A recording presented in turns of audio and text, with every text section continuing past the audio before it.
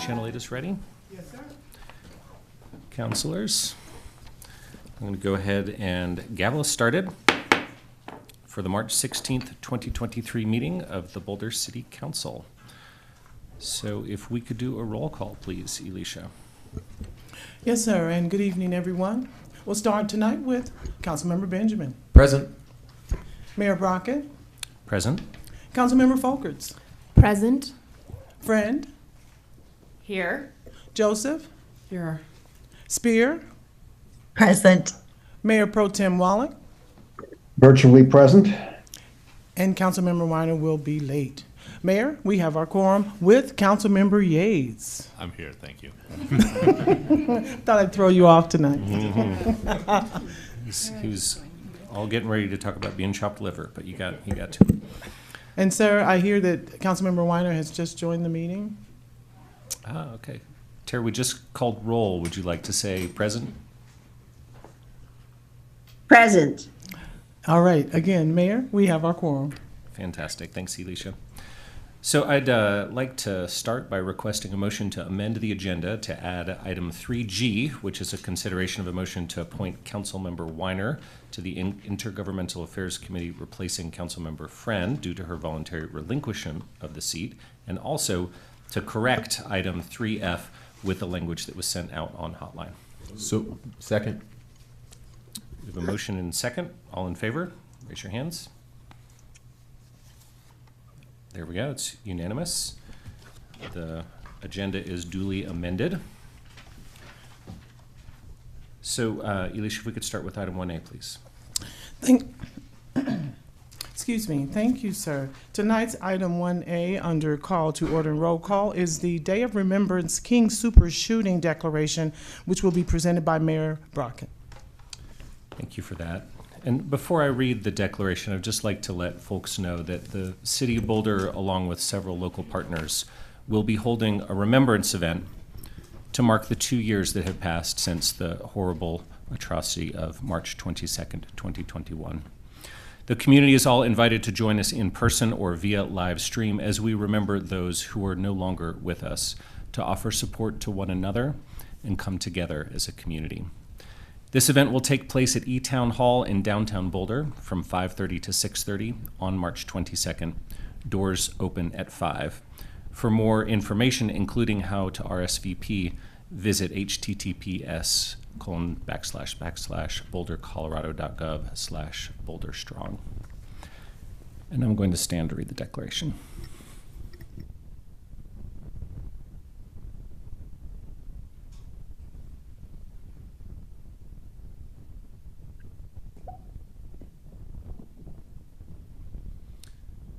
The Declaration of the Boulder Day of Remembrance, March 22nd.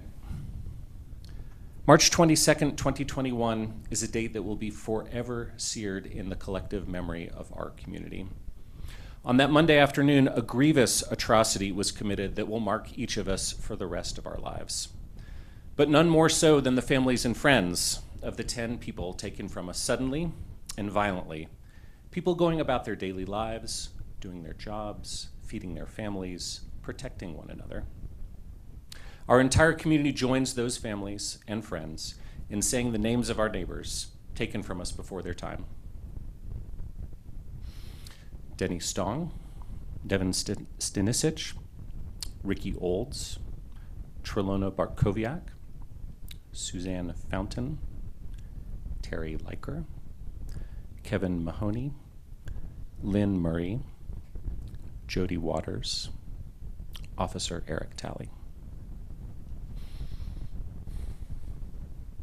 It has been said that there are 3 deaths. The first is when the body ceases to function. The second is when the body is returned to the earth. And the third is that moment, sometime in the future, when the person's name is spoken for the last time. Let us never allow this third death of our 10 fallen neighbors. Let us take the time to speak their names, celebrate their lives, mourn their passing. As long as we remember them, they will never truly die. And so as our modest and humble gesture, the City Council of the City of Boulder declares that every year, in perpetuity, March 22nd shall be designated the Boulder Day of Remembrance. On that day, every year, our community will pause and remember the 10 people who departed. On that day, every year, we will celebrate their lives. On that day, every year, we will say their names out loud so that, in our hearts, they will live on. Thank you.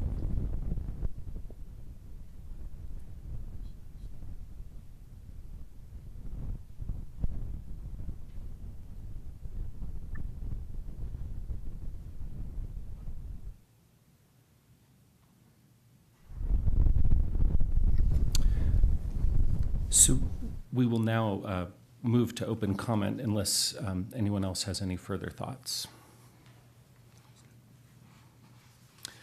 Seeing none, Ryan, if you could please go over the public participation guidelines. Thank you, Mayor. My name is Ryan Hanchin. I serve the people of Boulder as Community Engagement Manager. And as the slides are coming up, I want to dive into a bit about public participation at City Council meetings. We are grateful that you are here this evening and want to share a vision that we've co-created with community for productive, meaningful, and inclusive civic conversations. This vision supports physical and emotional safety for community members, staff, and council, as well as democracy for people of all ages, identities, lived experiences, and political perspectives. There's more information on our website. And on the next slide, please, we'll look at a few examples of these rules of decorum. These will all be upheld during this meeting. First, all remarks and testimony will be limited to matters related to city business. No participant shall make threats or use other forms of intimidation against any person. Obscenity, racial epithets, and other speech and behavior that disrupts or otherwise impedes the ability to conduct this meeting is prohibited. Participants are required to sign up to speak using the name they're commonly known by, and folks must display their full name before being allowed to speak online here.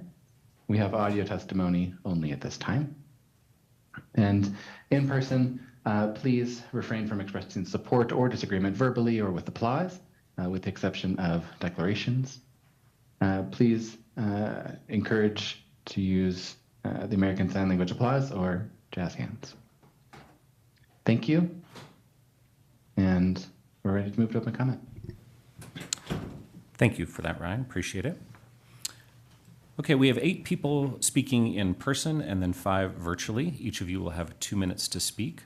Our first 3 speakers in person are Sarah Mitten, Kyle Walker, and Michelle Rodriguez.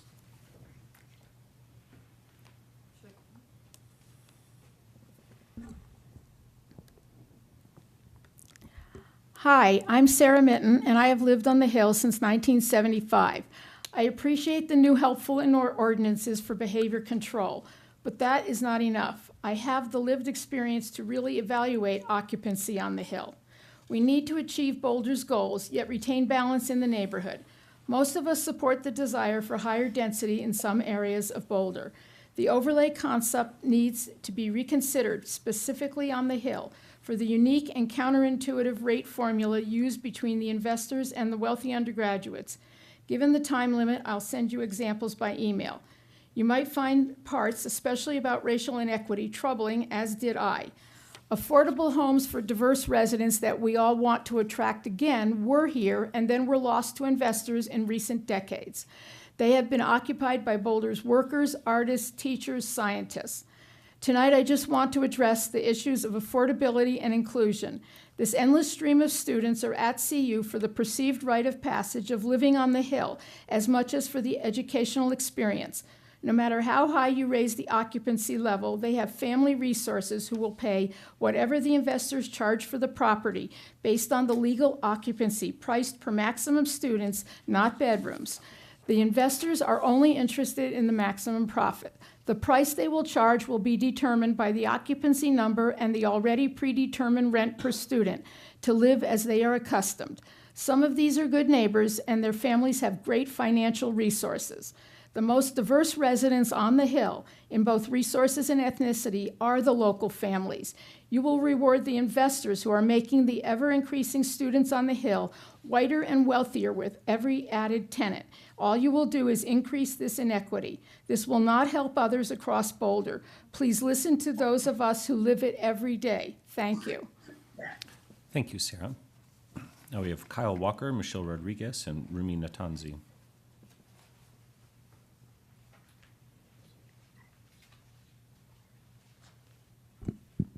Hello, my name's Kyle. Let's start here. Oh my goodness. That's my phone. Sorry about that. Pause my time. Goodness. Oh, wait, was that Whoop. All right, sweet. We'll let you start over. Thanks for keeping our ears in mind here. All right. I could have swore I put it on mute.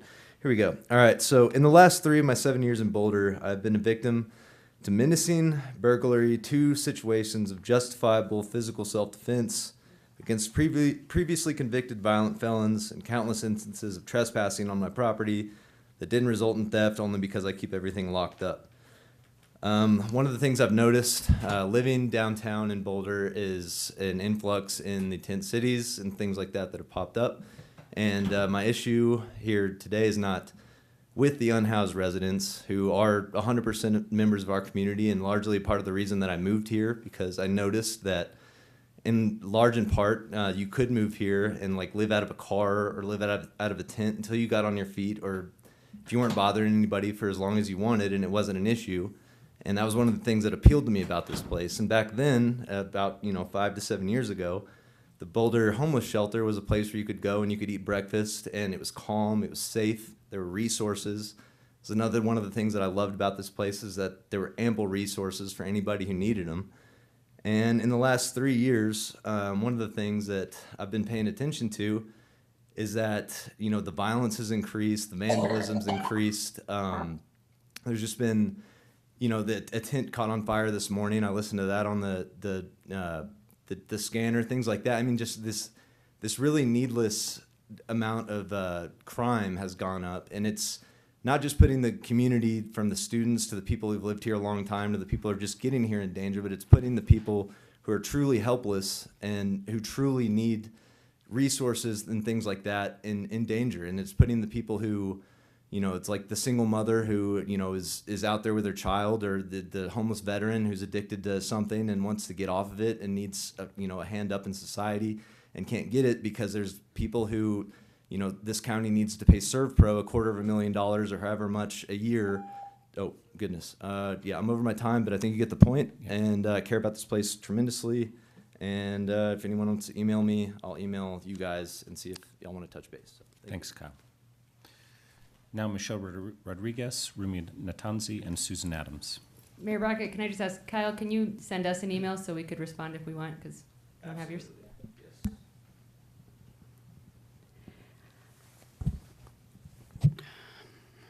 Hi, guys. No need for introductions. I thought I had it all figured out what I was going to use my 2 minutes for today. And right before coming, I checked my mail and come across this this order from the federal judge regarding my federal case, asking me to be present on 4/6 in the federal court in Denver. I know I've been in here trying to discuss my case and advocate for myself. I am my own attorney. I notice it's got a long list of higher-ups and stuff it's been sent to.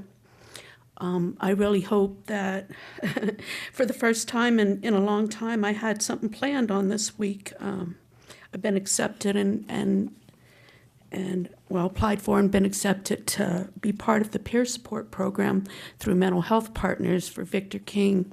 He's throwing that with some funding we got through the opioid program. And I bought me a new tablet, and I'm trying to engage in that, and I was really excited about it, and now they want to see me on that one day. It's like 1 week, I also got approved this week to be able to start donating blood again, because when you're a PTSD survivor, they limit you from being able to engage in that without a doctor's authorization for some reason. I want you guys to know about the information that I submitted to you, that I never, in fact, was under arrest that night. I never did end up in jail. I wasn't under any controlled substances. I have a hard time keeping my face up and keeping eye contact, which is something I really prided myself in before, is being able to look people in the face. A lot of that is a result of the Haldol they sedated me with that night. I've been deemed permanently disabled through Social Security, and I'm on that. I really need to be able to talk with the city before this date, if there's any way. Time is up. But thank you, Michelle, and feel free to follow up with an email with more thoughts. Thank you. Now, Rumi Natanzi, Susan Adams, and Evan Ravitz. Hi there. Thank you so much for having me tonight. My name is Rumi Natanzi. I'm an undergraduate student at the University of Colorado Boulder. And as an Iranian American, I think it's very important to discuss what's happening in Iran and open up use this platform to discuss the atrocities that are happening in the current revolution. So there's a woman-led revolution for human rights and secular democracy in Iran. So far, 22,000 people, probably more, have been detained, hundreds killed, including children. And while in prison, people are subject to immense brutalities, torture, rape, starvation, etc. Schoolgirls are being poisoned for the simple right to seek an education. Their bravery is unmatched, and every day I examine the privileges I have due to my positionality. And I think the implications of this revolution are not relegated to Iranian society or the greater region of the Middle East, but impact the freedoms of women and people all over the globe who are experiencing oppressive theocratic regimes and equally oppressive heteropatriarchal dogmas. The reason I'm here today is because on April 7th, we're hosting Dr. Shireen Abadi at CU Boulder. Dr. Shireen Abadi was the first female judge in Iran.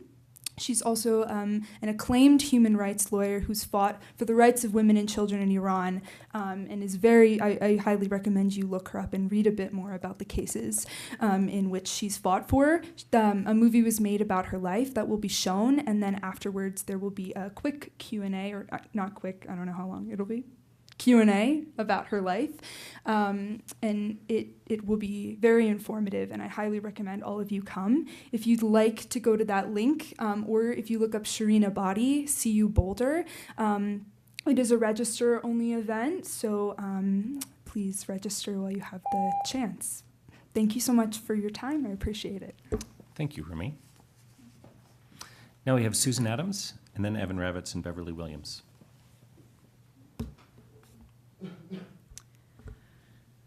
Hi, I'm Susan Adams. Hello, council members. I'm going to have to read from here.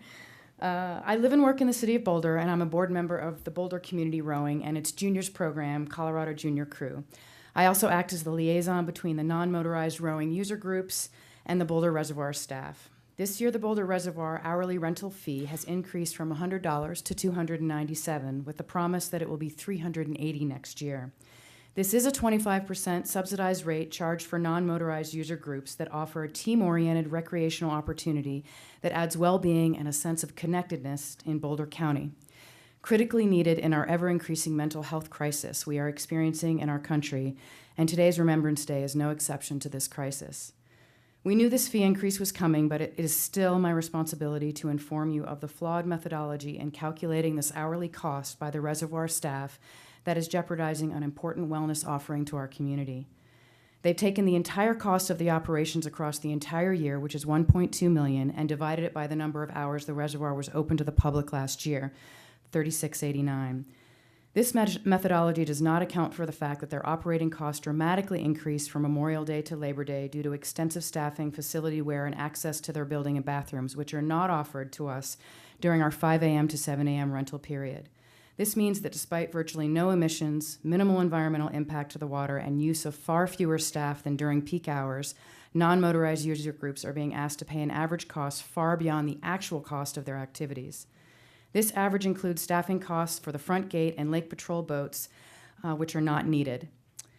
Based on the way the rates our programs have been calculated using operational costs that are not consistent for our facility use, we're being charged for excess services we do not use.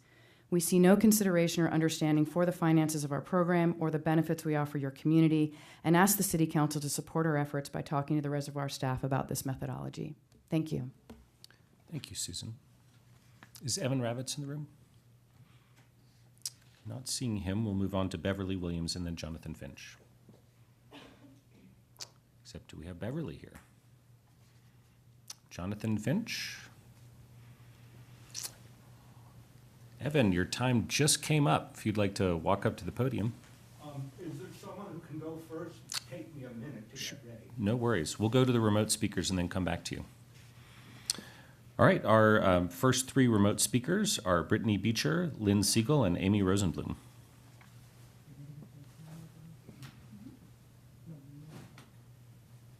Hello, my name is Brittany Beecher, and I've been a 20-year Boulder County resident.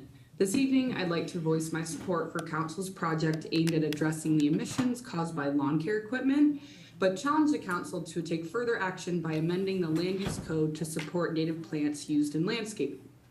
Starting off, I want to reiterate my support for the lawn equipment project. However, as I mentioned, I would like to advocate for this Council to take additional steps to tackle climate emissions from lawn care equipment by amending the land use code to require the use of native plants in landscaping around the city. While working to mitigate the impact of landscaping equipment is an important step, you should take this next step. The EPA has promoted what they've coined greenscaping to include reducing the amount of CO2 in the atmosphere by two ways. First, because native plants often require little to no lawn maintenance, there is substantially fewer emissions by lawn care equipment. Second, native plants are much better at working as a carbon sink due to their extensive root system and ability to retain water. Other benefits include protecting waterways, wildlife habitats, and saving money through reduced costs. Council can take action by amending the land use codes to achieve this in multiple ways. One example comes from Kane County, Illinois, where the county applies its landscaping provisions to residential, commercial, and industrial sites by requiring each of the three classes to set aside a predetermined percentage for their land for planting native plants. A different approach is exemplified in Austin, Texas, where the code designates zones where disturbance of natural vegetation is restricted and requires restoration with native species if such occurs. While these are just a few examples of the actions this council can take, I urge you all at a minimum to implement a project to further the adoption of native plants into the landscaping design of Boulder County. Thank you for listening to me this evening. I look forward to watching the progress of the project aimed at addressing the emissions caused by the lawn equipment, and I look forward to the potential of the project around native landscaping. Thank you, Brittany. And I actually have a quick request for you, which would be to maybe email us some of those examples in other cities that you mentioned so we could look up those when we have a chance. Great. Now we have Lynn Siegel, then Amy Rosenblum, and Travis Colley. I don't think you need to listen to other cities, Aaron. I think you know pretty darn well that the noise and the pollution for lawnmower, like there's a study for friggin' everything. And guess who's paying for it? I am. You are so inefficient with the city. And I never hear anything from you, never a response. That's because I guess I'm right. If I'm wrong, tell me about it. Because CU South is a disaster on Boulder. It increases the density, which increases our cost of everything, which increases homelessness, which we then have to deal with. And that's what you dealt with at your retreat, and like you've dealt with it for the past decades, which is not dealing with it or conducting another study to figure things out. Well, you're the friggin' leaders. Lead. Take a stand. Do something. The city's going downhill fast. It's nothing but condos on Folsom Street and high-end ones driving up the cost of everything. And, smaller is better? No. Smaller is more expensive and drives up the cost of everything and drives up homelessness. You're inefficient. You're creating more homelessness than you have to deal with because you like your jobs, I guess. You enjoy this? I don't think so. Get real and do something. The Millennium had 296 units. Now it's got 942. Do you know what that does to transportation? Do you know what that does to the cost for the transportation department, for open space, for all of these things? CU South It drives up the cost of everything, social services, libraries, rec centers, everything. Stop already, stop. You know, a homeless person costs $13,000, or they're 20 Lynn, to your 40,000. time is up, but thank you for your testimony. Yeah, can I? Excuse me. Amy Rosenblum is next, followed by Travis Cully and Amanda Grosiak.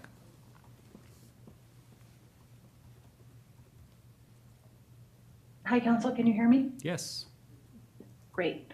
Thank you for having me. I'm Amy Rosenblum, and I'm here tonight to speak to you as a parent, as the president of the board for Colorado Junior Crew, and as a constituent. As a parent, I know you are well aware, and Susan touched on it, the data shows that mental health concerns are on the rise for our kids, especially our teenage girls.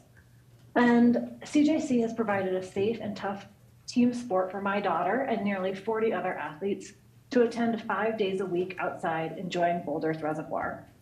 This seems like something we would want to support and honestly that we would want to celebrate.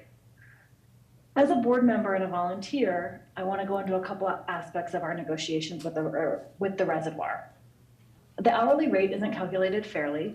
The increase doesn't reflect the services that we use or the wear and tear that we put on the res. We aren't seeing a commensurate increase in the services when we go from $85 an hour to $233 an hour. Let me be clear, there's not even a restroom that's open to our coaches and athletes to use during the increased access hours. We hope that the invoices this year are issued in a way that is accurate and clear, as they were neither last year. And as we are complying with the extensive documentation required of us, and already for the upcoming year, we have been told that our boats may or may not be inspected in a timely manner in the fashion when they return up on the res. This is a service we're paying for and in our hourly fee, and yet we may not be able to use our own equipment because the res is not able to inspect it, even after insisting that we give them specific times that our boats will be returned for inspection. And at the same time, our practice is dictated by school time. We have no flexibility on this, as all after school activities and athletic sports.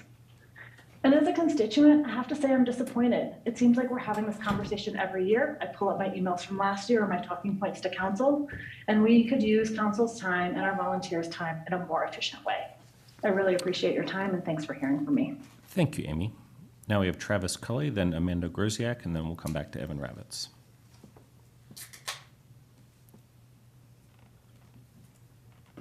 Council, can you hear me? Yes.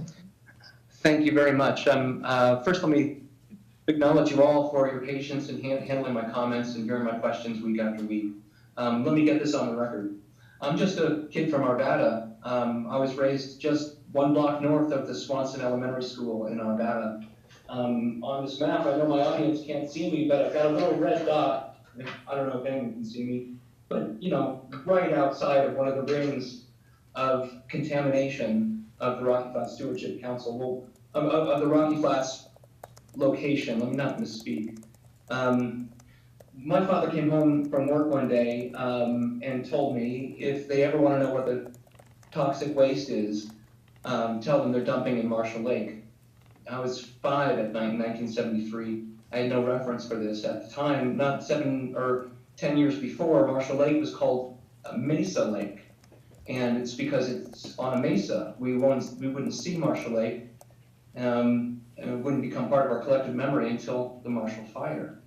I, an average kid from Arvada, have raised this with the Rocky Flats Stewardship Council, which I understand to be the correct forum for community concern to be raised, where it addresses or responds or has some acknowledgement of the possible contamination on the wildlife refuge. And I'm being blocked.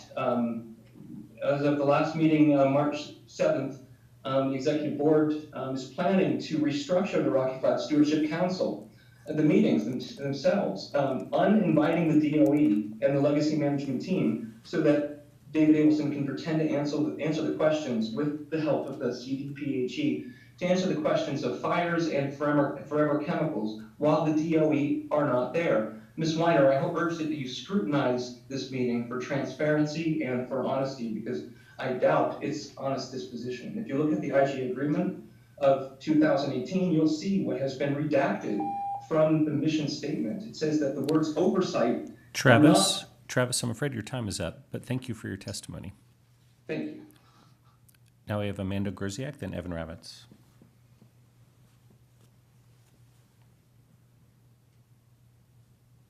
Hello, Council. Can you hear me? Yes. Hello. My name is Amanda Groziak. I am a member of the Environmental Advisory Board, though I'm not speaking for the board today, and I'm only sharing my own opinions. I just wanted to also alert first the council that EAB did not have a meeting in January, which I kind of find to be unacceptable during a climate crisis, not to be constantly bringing new projects, updating old ones to EAB and City Council. I'd also like to raise the issue of needing public education on proper waste stream sorting. I've brought it up with EAB members and city environmental staff before. Our composting requirements have been majorly relaxed for businesses and the community because of contamination issues. Many people who live in Boulder, especially college and graduate students, are here temporarily and have come from all over the US and the world where they might not have experience with composting and or recycling. So this is their first time seeing that. And I've been trying to advocate for consistent public education campaigns, such as pamphlets sent to new residents for proper waste sorting. I would love to see City Council consider this option instead of limiting our composting options. And the last point I would like to make is I would also love to advocate for placing an industrial composting facility on our open space land. I know it might be a little contentious, but we really need to decrease our emissions from landfill and actually put our money where our mouth is on environmentalism.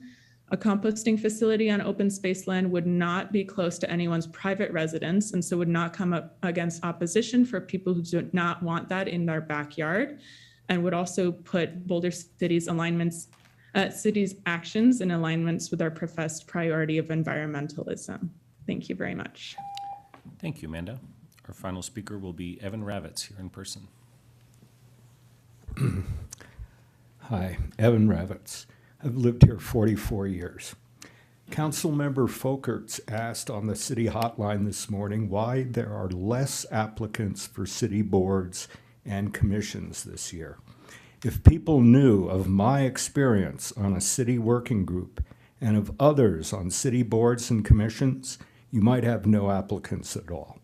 First, others. Remember how Police Oversight Board applicant Sammy Lawrence was basically called a drama queen by former council member Mary Young and rejected.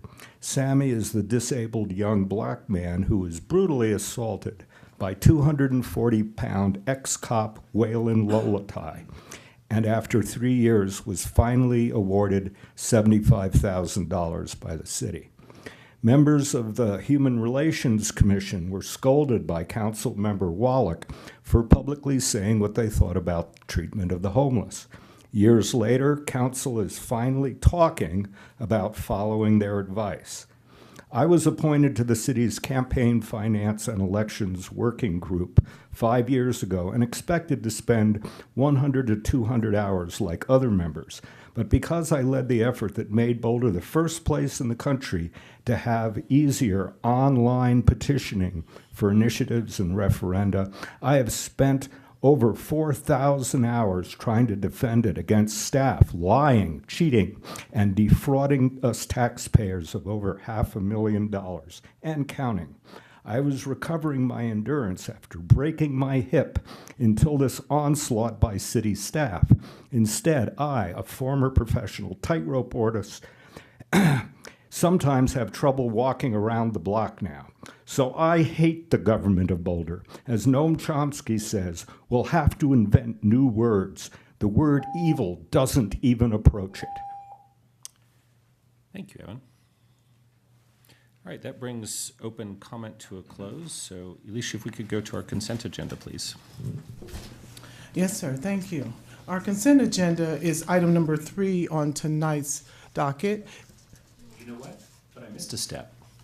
Does staff have any responses to open comment? Just a quick one, knowing that, thank you for all the comments. We always appreciate them, and find it an opportunity to look into some items. We will certainly do that.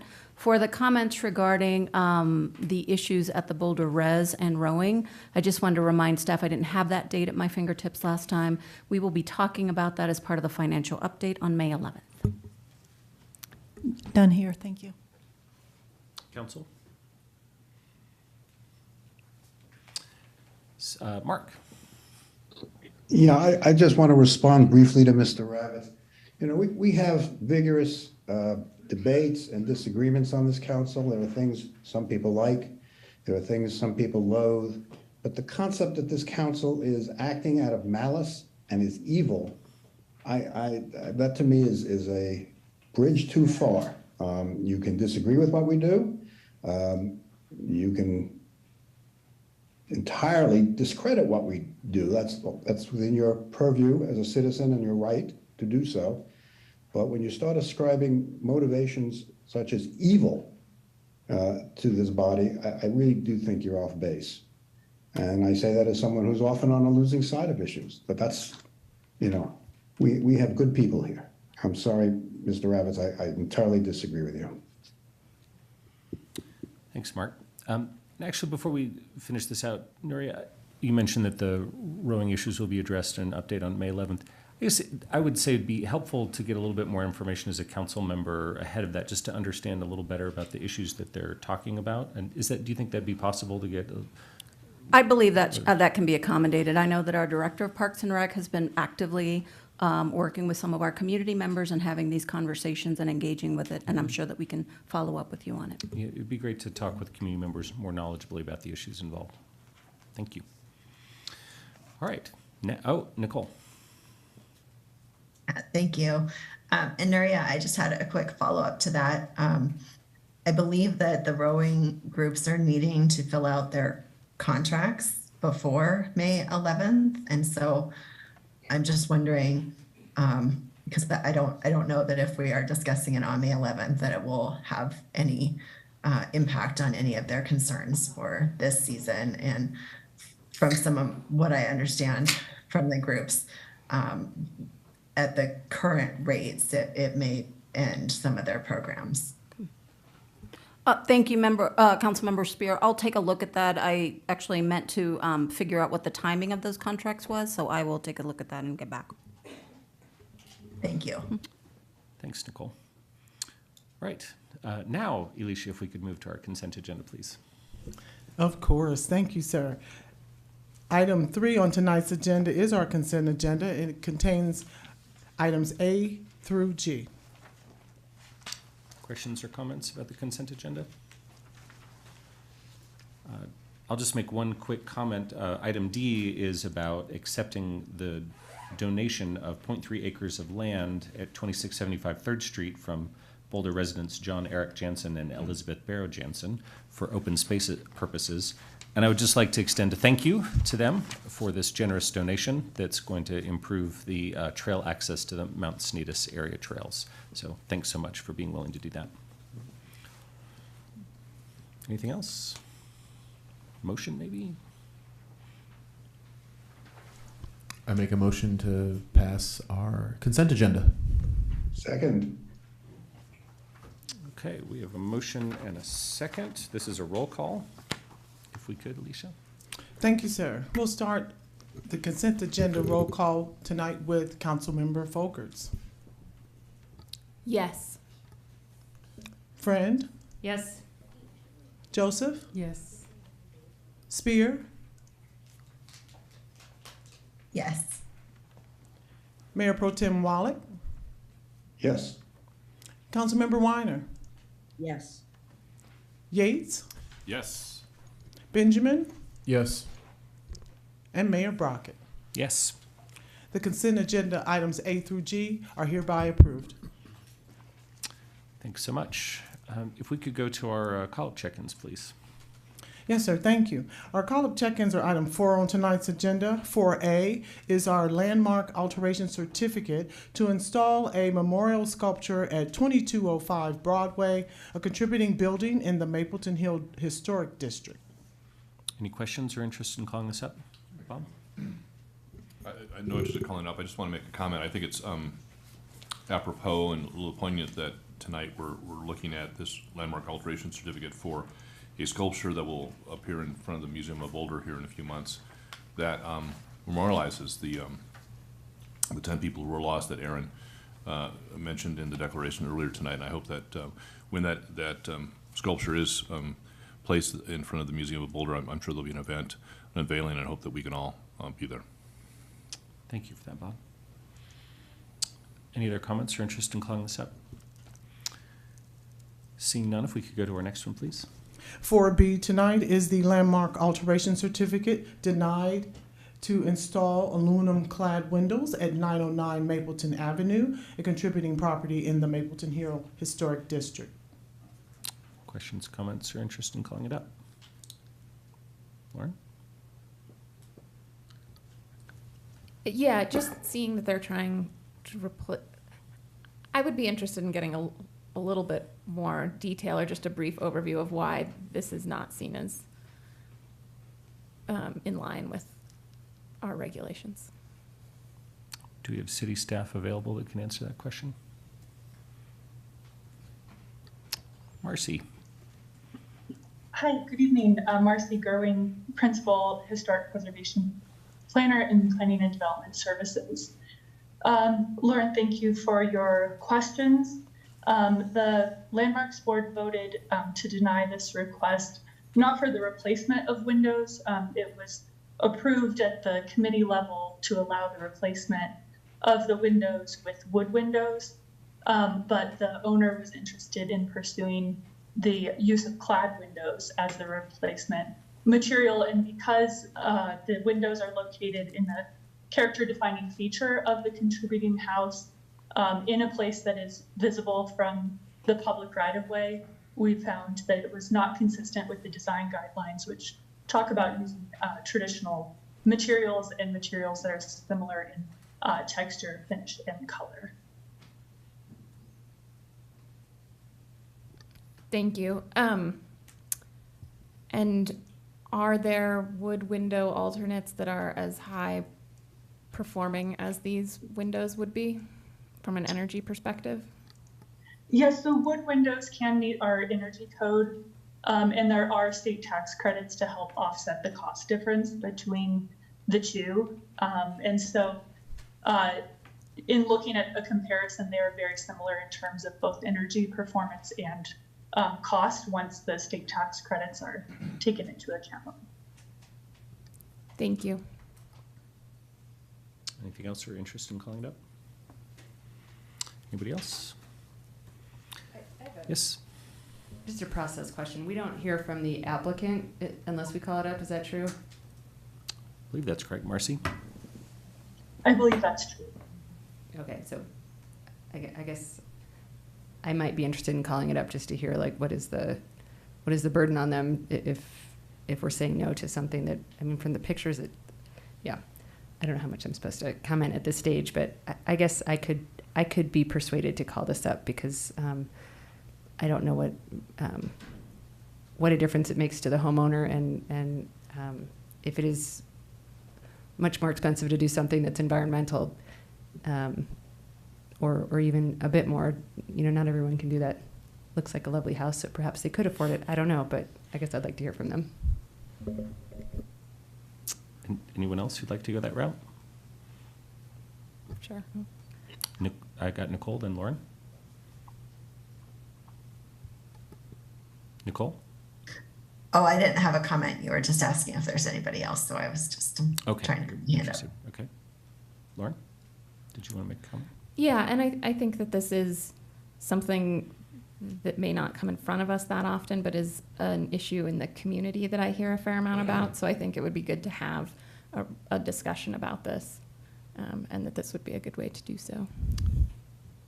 I'm seeing some nodding heads, so we might want to proceed to a motion to get the will of council. I'll just call on myself here, and I appreciate how similar issues to this, I think, have been potentially problematic in the past. I will say the unanimous decision of the Landmarks Board, which has some really quite different opinions on issues like this, plus Marcy's point that says that the wood windows can be almost the same cost for a similar performance, to me, leaves me saying I don't need to call it up, but I understand people's concerns. Do you want to get a motion out there, Rachel? I will make a motion to call this up.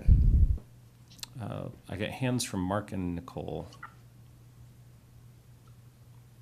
Mark, you're muted. I will pass on my comment as we're moving to a vote. Okay. Nicole? I just had one additional question for Marcy. Mm-hmm. These rebates that kind of make the costs more equivalent, is that at point of sale, or is that something that people have to kind of file their taxes and then they get a tax credit or something for it? So is it immediate or is it delayed? It's the latter. It's a tax credit that would be filed with the your tax forms. And then I think to Rachel's point, it can make a difference if folks are hurting or struggling at the moment to incorporate energy efficient features into their homes. Got it. Well, we got a motion. Do we have a second? Sorry, I can second. Okay. Thanks, Nicole. Lee, should this be a show of hands? Yes, sir. All right. We've got a motion and a second to call this item up. Raise your hands if you're in favor of the motion. All in favor. We got 4. All opposed. We got 5. So close, but does not quite go through on a 4 to 5 vote. But thanks for raising the issue. If we've got nothing else on that one, Alicia, could you take us to our next one, please? Yes, sir. Item 4C tonight is the concept plan review and comment for a proposal to redevelop 5675 Arapahoe with 2 new 3-story buildings for research and development uses totaling approximately 200,000 square feet in floor area at a height of approximately 45 feet and with surface and subterranean parking. Reviewed under case number LUR 2022-00040. Mayor, we're going straight to Chandler for that. Take it away, Chandler. Hi, thank you. Is my understanding is that staff over there prefers to drive the presentation, or would you like me to share my screen and do it from here? Whatever you want to do, and if staff tries it from here, just let them know next. If not, you can share your screen. Okay.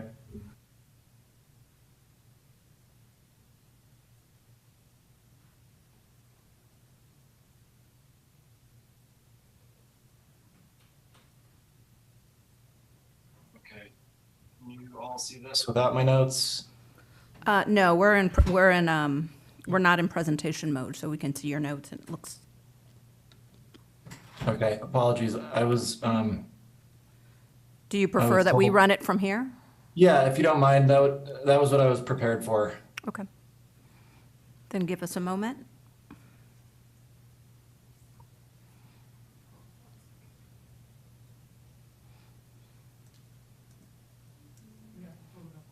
Yep. All right, Chandler. Thanks, council members. As noted, I'm here to present the concept plan call-up for 5675 Arapahoe. You can go to the next slide.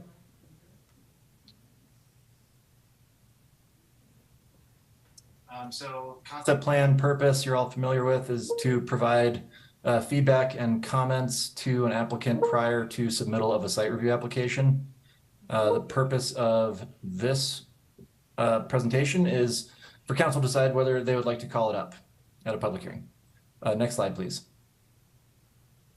So in terms of public notification, we followed protocol. Written notice was sent to property owners within 600 feet, as well as posted on the property. No comments have been received. Next slide. So the project location, as you can see here, it's located off Arapahoe Avenue, just east of 55th Street. Next slide. The BVCP land use designation for the site is light industrial. In terms of uses, the intent is to consist primarily of research and development, light manufacturing and assembly, media and storage, or other intensive employment uses. And there are some allowances for residential and other complementary uses. Next slide, please. The subject site is located within the boundaries of the East Boulder Subcommunity Plan. I won't read all of this, but of note is that it's also light industrial land use. It is not located within an area of change. However, it is identified as an area of future study. And the area of future study says to accommodate light industrial operations and access in this area and increase safety for new residential and mixed use development. The area should be pursued for further study. And potential issues include increased network access through the area and consolidation of curb cuts along Arapahoe. Next slide, please. In terms of the zoning, it's zoned IG or industrial general. In terms of development standards for IG, there's a maximum floor area ratio of 0.5, max building height by right of 40 feet. The parking requirement is based on 1 space per 400 square feet of floor area. Research and development uses are allowed by right, and office uses over 50,000 square feet require a use review. Under 50,000 square feet are allowed by right. Next slide, please. So just some context shots of the site and surrounding area. As you can see, it's located immediately north across Arapahoe from the golf course, and otherwise is surrounded by a mix of warehouse, manufacturing, light industrial, and auto service uses. Next slide, please. So the proposed project, the original proposal that came in was for technical office use. As you're aware, that use definition has been removed from the code, so now it would either have to qualify as office, research and development, or other light industrial uses. The applicant has indicated that they will meet the definition of a research and development facility. The proposed building height is 45 feet. This is conditionally allowed per section 976 because the site is not adjacent to residential, and so what that means is that they would not require a height modification through site review to achieve a height of 45 feet. The total proposed floor area of the project is 206,400 square feet, about 85,000 in building A and about 122,000 in building B, which brings the total FAR for the site to 0.498, so right just under the 0.5 limit. And the proposed parking includes 60 surface spaces and 500 subterranean spaces for a total of 560, where 516 would be required by code. Next slide, please. So this is just a shot of the site plan. As you can see, it's 2 buildings arranged kind of on the northern portion of the site behind an existing pond facility. There's surface parking lot to the east of building A, and then a kind of open space employee gathering area in the corner of building B there. Next slide, please. So this is a rendering provided by the applicant, just giving a view of the project from Arapahoe. Next slide, please. Similar here, this is from the northwest corner of the site looking into the open space area tucked into building B behind building A. Next slide, please. This is an aerial shot of the proposed development and how it would fit in with the surrounding context and look from above. Next slide, please. So the planning board hearing took place for this on February 21st, 2023. Planning board heard presentations by staff and the applicant and asked questions following each presentation. There were 2 key issues discussed. The first key issue was, is the proposed concept plan preliminarily consistent with the goals, objectives, and recommendations of the Boulder Valley Comprehensive Plan? And the second key issue is, does planning board have feedback on the proposed site plan and architecture? Next slide, please. So for key issue number 1, 2 board members found that the project did not meet the goals, objectives, and recommendations of the BVCP, specifically because they felt that the project would have a negative impact on housing by creating a large number of high-salary jobs, and that the building design did not represent sustainable urban form as defined in the BVCP. Conversely, 4 board members felt that the project did generally comply with the BVCP, but expressed dissatisfaction with the concept plan application materials, particularly in terms of the lack of architectural detail. There was some discussion regarding the need to update BVC policies related to light industrial land use designations in the next BVCP update. And it's worth noting that the renderings that I just showed you were not provided until the day of the planning board hearing. So they weren't included in the original packet. They were included in the presentation. So that's part of why there was some dissatisfaction with the packet itself. Next slide, please. In terms of key issue number 2, the board generally agreed with staff's comments and found that the overall site design is generally compatible with the surrounding area, but that building architecture will be a major focus during site review, and the surface parking area, if kept, will need to be relocated and or better screened from view. Additional concerns included a desire to see less parking overall and more focus on alternate modes and TDM, potential impacts of underground parking structure on wetlands and site drainage, the thought that building design was not inspirational or unique, building sustainability and energy efficiency concerns, lack of accessory uses such as a coffee shop to serve employees, quality of the project's landscaping, and functionality of buildings and open space for employees and visitors. Next slide, please. So next steps, if not called up by council, the applicant will move forward to site review. The site review application is a staff level decision subject to call up by planning board. If this is called up by council, the concept plan will be scheduled for a council hearing within 60 days. And just a reminder that council also has the authority to refer concept plan review proposals to DAB and or TAB for their respective opinions with or without a call up. And now I'm happy to take any questions. Next slide, please. Thanks for that, Chandler. Questions for Chandler? Bob? Chandler, did the, I'm sorry, did the applicant say they wanted a call-up or no? They did not. They did not. Okay, thank you. Any other questions or any interest in calling this up or any comments? Mark, and then Rachel. You know, I think I would be interested in calling it up. That's a lot of reservations expressed by the planning board. I would certainly want to refer this to Design Advisory Board, given some of those reservations. And there are enough questions, you know, the project looks okay to me, but there are enough questions that have been raised by the planning board, which I'm sure has given it more particular scrutiny than we have, that I'd like to see the applicant respond to some of those and you know, make a presentation. Thanks, Mark. Rachel?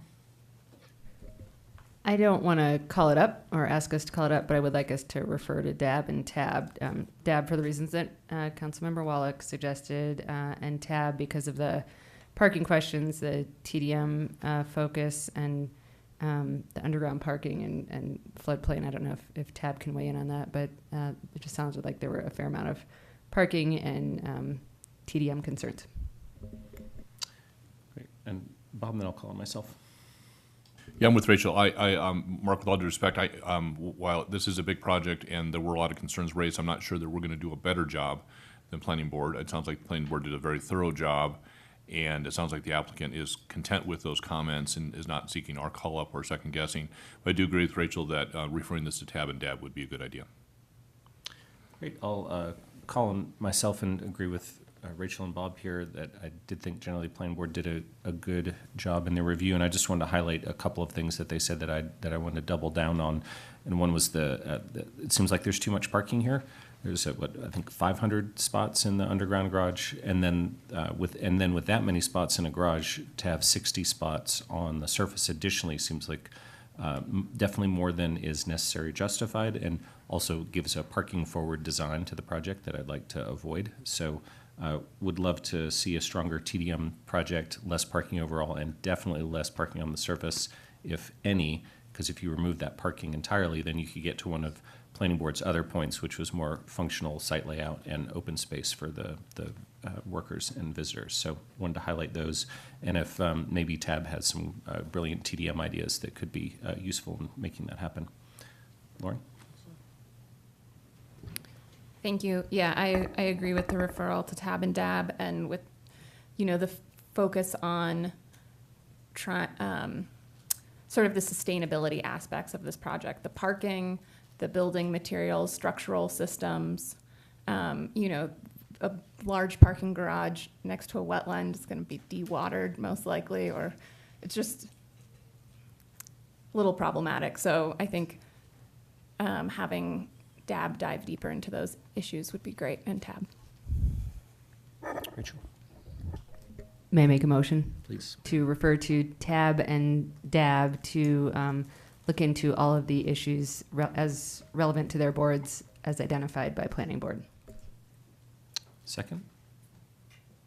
Or I was asking for a second, but I'll just call it second. Let's take the up talk at the end there. Motion and a second, all in favor, show of hands. That is unanimous. Okay, so we've decided, I believe, to not call it up. Mark, I think you're the only opinion in that direction, if you don't mind, but to refer it to Tab and Dab. I'll withdraw my request. Okay, thank you. Chandler, is that good enough? Do you need anything else? Nope, that's great. Thank you very much. Thank you. All right, that finishes up our call-ups, so we can move to our public hearing. All right, sir, thank you. Our public hearings are item 5 on tonight's agenda, and we have 5A, which is the 2023 Board and Commission appointments. And John Morse is going to walk us through those. I don't know if, Alicia, you wanted to frame that up while he gets situated, but if we're not, we'll give him a hot second. Thank you. And actually, do you mind if I just intercede here for a second? I thought maybe before we get into all the details on the procedures, it might be helpful to address the question that Lauren raised over hotline about the DAB appointments. So kind of clear that procedural issue out of the way before we get into all the appointment details. What do folks think about that? Yes, sure. So and John is prepared to answer those questions. Fantastic. So John, if you don't mind starting with that, and then we'll get into the rest of it. Sure. You gotta turn it on. And don't forget to introduce yourself. Right. Sorry, rookie moment. Hello, City Council. Good evening. I'm John Morse, the Elections Administrator for the city. I also oversee our boards and commissions recruitment, along with the help of the clerks team. So to answer Lauren's question regarding our DAB applicants and staggering terms on the hotline, I'd like to start by saying that in our general provisions for boards and commissions and City Council, there is not a provision right now for all boards and commissions to have City Council adjust terms to stagger them for all boards and commissions, including DAB. Now, however, there are 2 exceptions to that just in our code. The Arts Commission and the Beverage Licensing Authority both have specifics in the code that state council shall be able to adjust terms as to stagger that. In addition to that, we have a few boards and commissions, the Downtown Management Commission, the Human Relations Commission, our Boulder Junction Access Districts, the Cannabis Licensing Advisory Board, and University Hill Commercial Area Management Commission.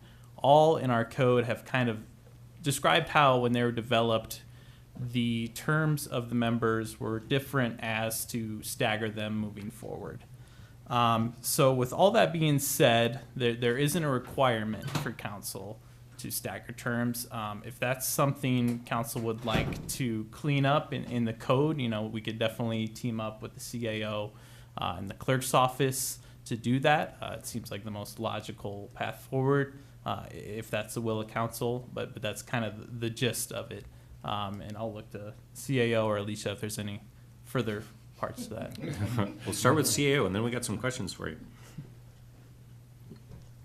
I actually don't have anything to add. Well said. I saw Matt and then Bob. So even though council has no requirement, do we have discretion? If it doesn't say we can explicitly do it, does it say that we can't? So that's really that. So In Connect Colloquy, is it prohibited? Right. It is not specifically prohibited. The fact that it is addressed in other parts of the code, though, infers that it's not allowed in other parts. That's usually how legislative readings go. If it's specifically stated, especially in the entire boards and commissions title, we've got some that do, some that don't. And if you want that to happen, you would need to make a code change. We got lots of colloquies because I got one too. Yeah, Lauren? So I think one of the reasons this came up is because there was a position that went unfulfilled. Does the code address how we are supposed to deal with a position that has been unfulfilled? Because in this case, we've moved the term back a year, but could instead we treat it like a resignation and appoint to a 4-year term for the seat that was unappointed last year? That's a creative way to think about it. Right. And I would say, first of all, that it doesn't, our code and our rules don't address that. I think this is kind of a new thing that where we're really struggling to get people to apply, and we're having a lot of vacancies. So certainly seems like an area that we could probably focus on making some changes. But I do think that your idea is creative. I don't necessarily think that should be discounted. It's difficult because we've got some codes that already address this specifically, and so I think that part of this too is that we need to look at how it affects the process and make sure that whatever changes that you all want to make, that it works with the process that's currently being applied. And if I may add something real quick, I think the one reason that we were a bit adamant about the actual appointment being for 5 years is because it says clearly in the code shall be appointed for a 5-year term. It doesn't say when that term begins, or like Sandra said, there isn't a section that addresses if we don't have someone appointed the year before, do we alter that term? It strictly says for a 5-year term. So, can I build on what Lauren said? So I'm going to back up in time. In 2022, we had a 5-year term that we could have filled that would have had a term from 2022 to 2027. Is that correct? But no one applied for it. Is that correct? Yes. I'm looking for a yes. That's correct. Okay, Also. thank you. So what you're saying now tonight is, a year later, is that when council didn't and couldn't fulfill that term, we implicitly extended the term of that seat, because the seats are numbered 1, 2, 3, 4, 5. We implicitly extended the term to change the term. So I don't, you're telling us tonight we can't do explicitly what we want to do, but you're inferring an action that we took, which we didn't take. I was sitting here in 2022. We didn't do that. We didn't say, oh, geez, the seat was just empty. It was, as Lauren said, it was no different than a resignation. With a resignation, we don't start with a new 5 years. It's just the remainder of that term. So there's a remainder of a term. If this, forget about the fact that it wasn't filled. Let's say we filled it, and the very next day, that person quit. Would you say there's a new 5-year term, or would we fill that term for the remainder 4 years and 364 days? In that position, it would be an unexpired term. So why is this not an unexpired term? Can I colloquy on that question, Bob? Yeah. Maybe stating Lauren's question a little bit differently. Can we also just appoint this person to a 5-year term effective 2022? Is there any problem with? I mean, it keeps the same 5-year term, and that person will not have served the first year of it, but then it keeps it. Could I add on to that? Maybe a slightly different way to think about it is if we associate it with the seat number, right? I don't know what the seat number is. Let's say it's seat 2. So that we appoint that person to seat number 2 for the remainder of seat 2's term to end 4 years from now. That's what we're doing. It's the seat, not the person. And to kind of get to Alicia's point, to say that the things should be 5-year terms, but if we're associating it with the course of time of that the seat has. And I think just to bring it back here, I think boards will be much more functional for 5-person boards if we appoint one new one every year. Mm-hmm. So it sounds like we need to get ahead of this with a code change to clarify in the future, but I'd hate to start the board on this kind of staggered thing that will be less functional for them unless it's really legally not possible. I think with some of the creative things I've heard tonight, I think we could probably work with that. And certainly we should move forward on making changes in our code to make sure that it's very clear what those procedures are. And I'm sure we could probably think of other things that we can improve on as well. So. Well, I appreciate the flexibility to work with some of that creativity to make this happen. I will say that I don't know if that was if there was some early legislative intent, but to not allow changing terms of a filled seat, I would get, because we don't want to say we don't like this person and therefore you get 3 shorter years on your term.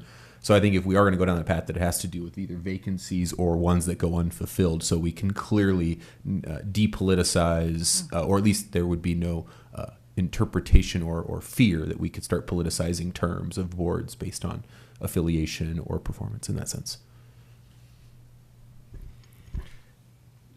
So do we? Alicia, did you have anything to add?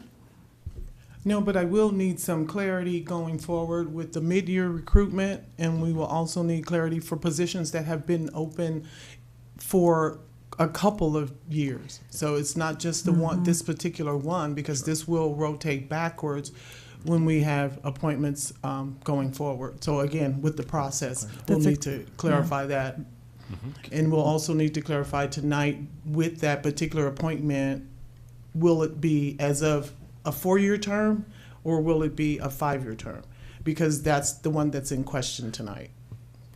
Can I ask a different or comment on that? So what was brought up about, can we basically identify the seats and the terms we appoint are to a seat, not a person?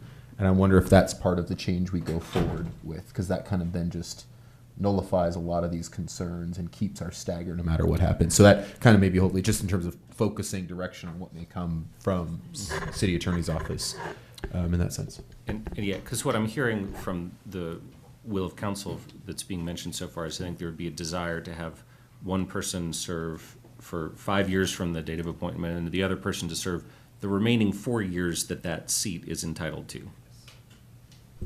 But there's other provisions in other boards and commissions that we are trying to appoint tonight too that actually say seat 2 is a 2-year term and certain other seats have a longer term or a designated term. So addressing it to the seat is already being done. Yeah. So that's what I guess I'm a little confused with, because all the seats on that particular board are for 5-year terms.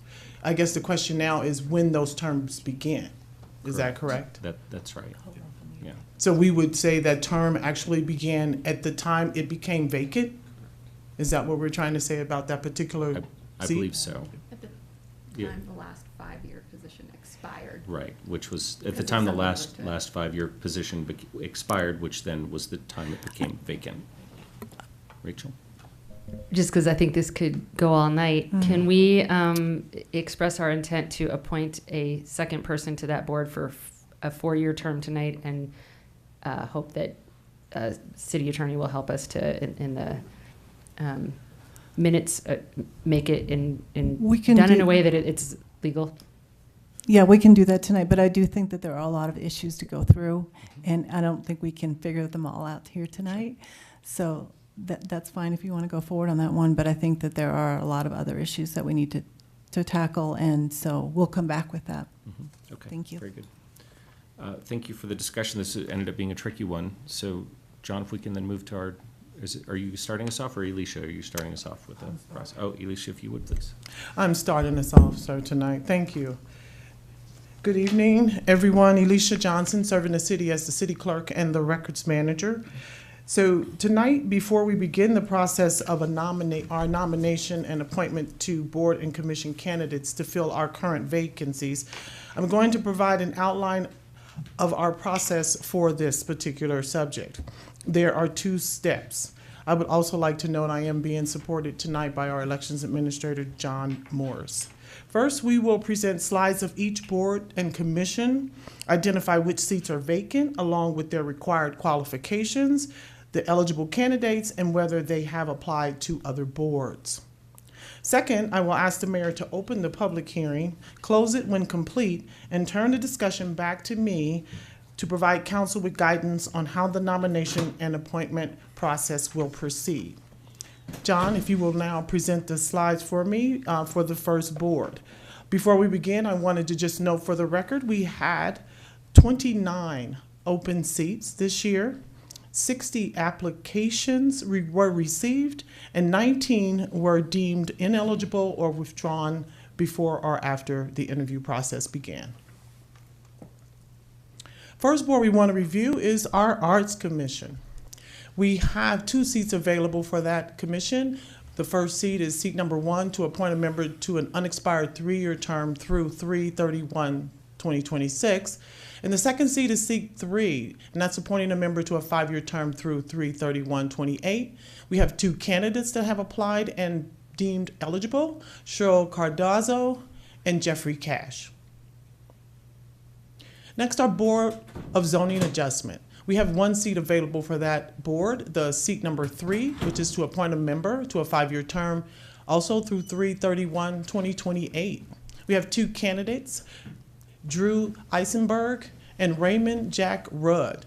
Raymond has been a member of that board since 3/18/2018. Next, we will review our Cannibal Licensing Advisory Board statistics. Seat 3 is open, and that is to appoint a member to a 5-year term through 3/38/28. That member must be a marijuana or hemp business owner. Seat 5 is to appoint a member to also a 5-year term through 3/31/28. That seat must be filled with a health education person that has that background. For seat 3, we have eligible candidate Ethan Daniel and Kyle Kraft. For seat 5, Penny Feinberg, Thomas Kuntzman, who has been a member of that board since 3/31/2020, and also David Timken.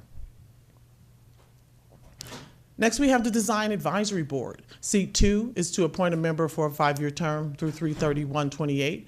They must be a design professional.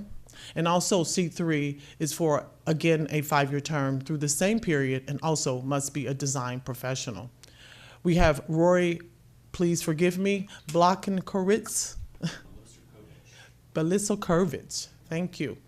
Rory has been a member since 3/20/2018 on seat 3, in seat 3, and we also have a new applicant, Stephen Eckert.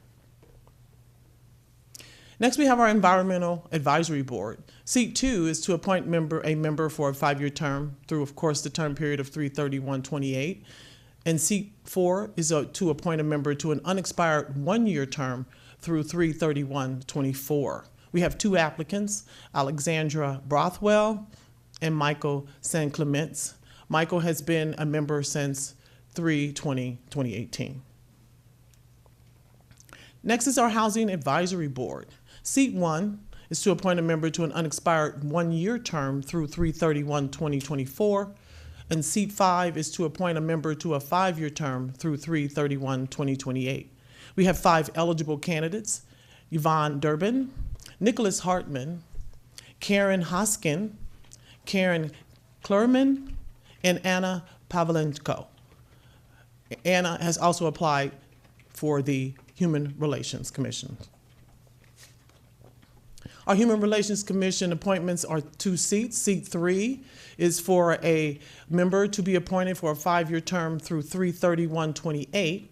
Seat 4 is to appoint a member to an unexpired 1-year term through 3/31/24.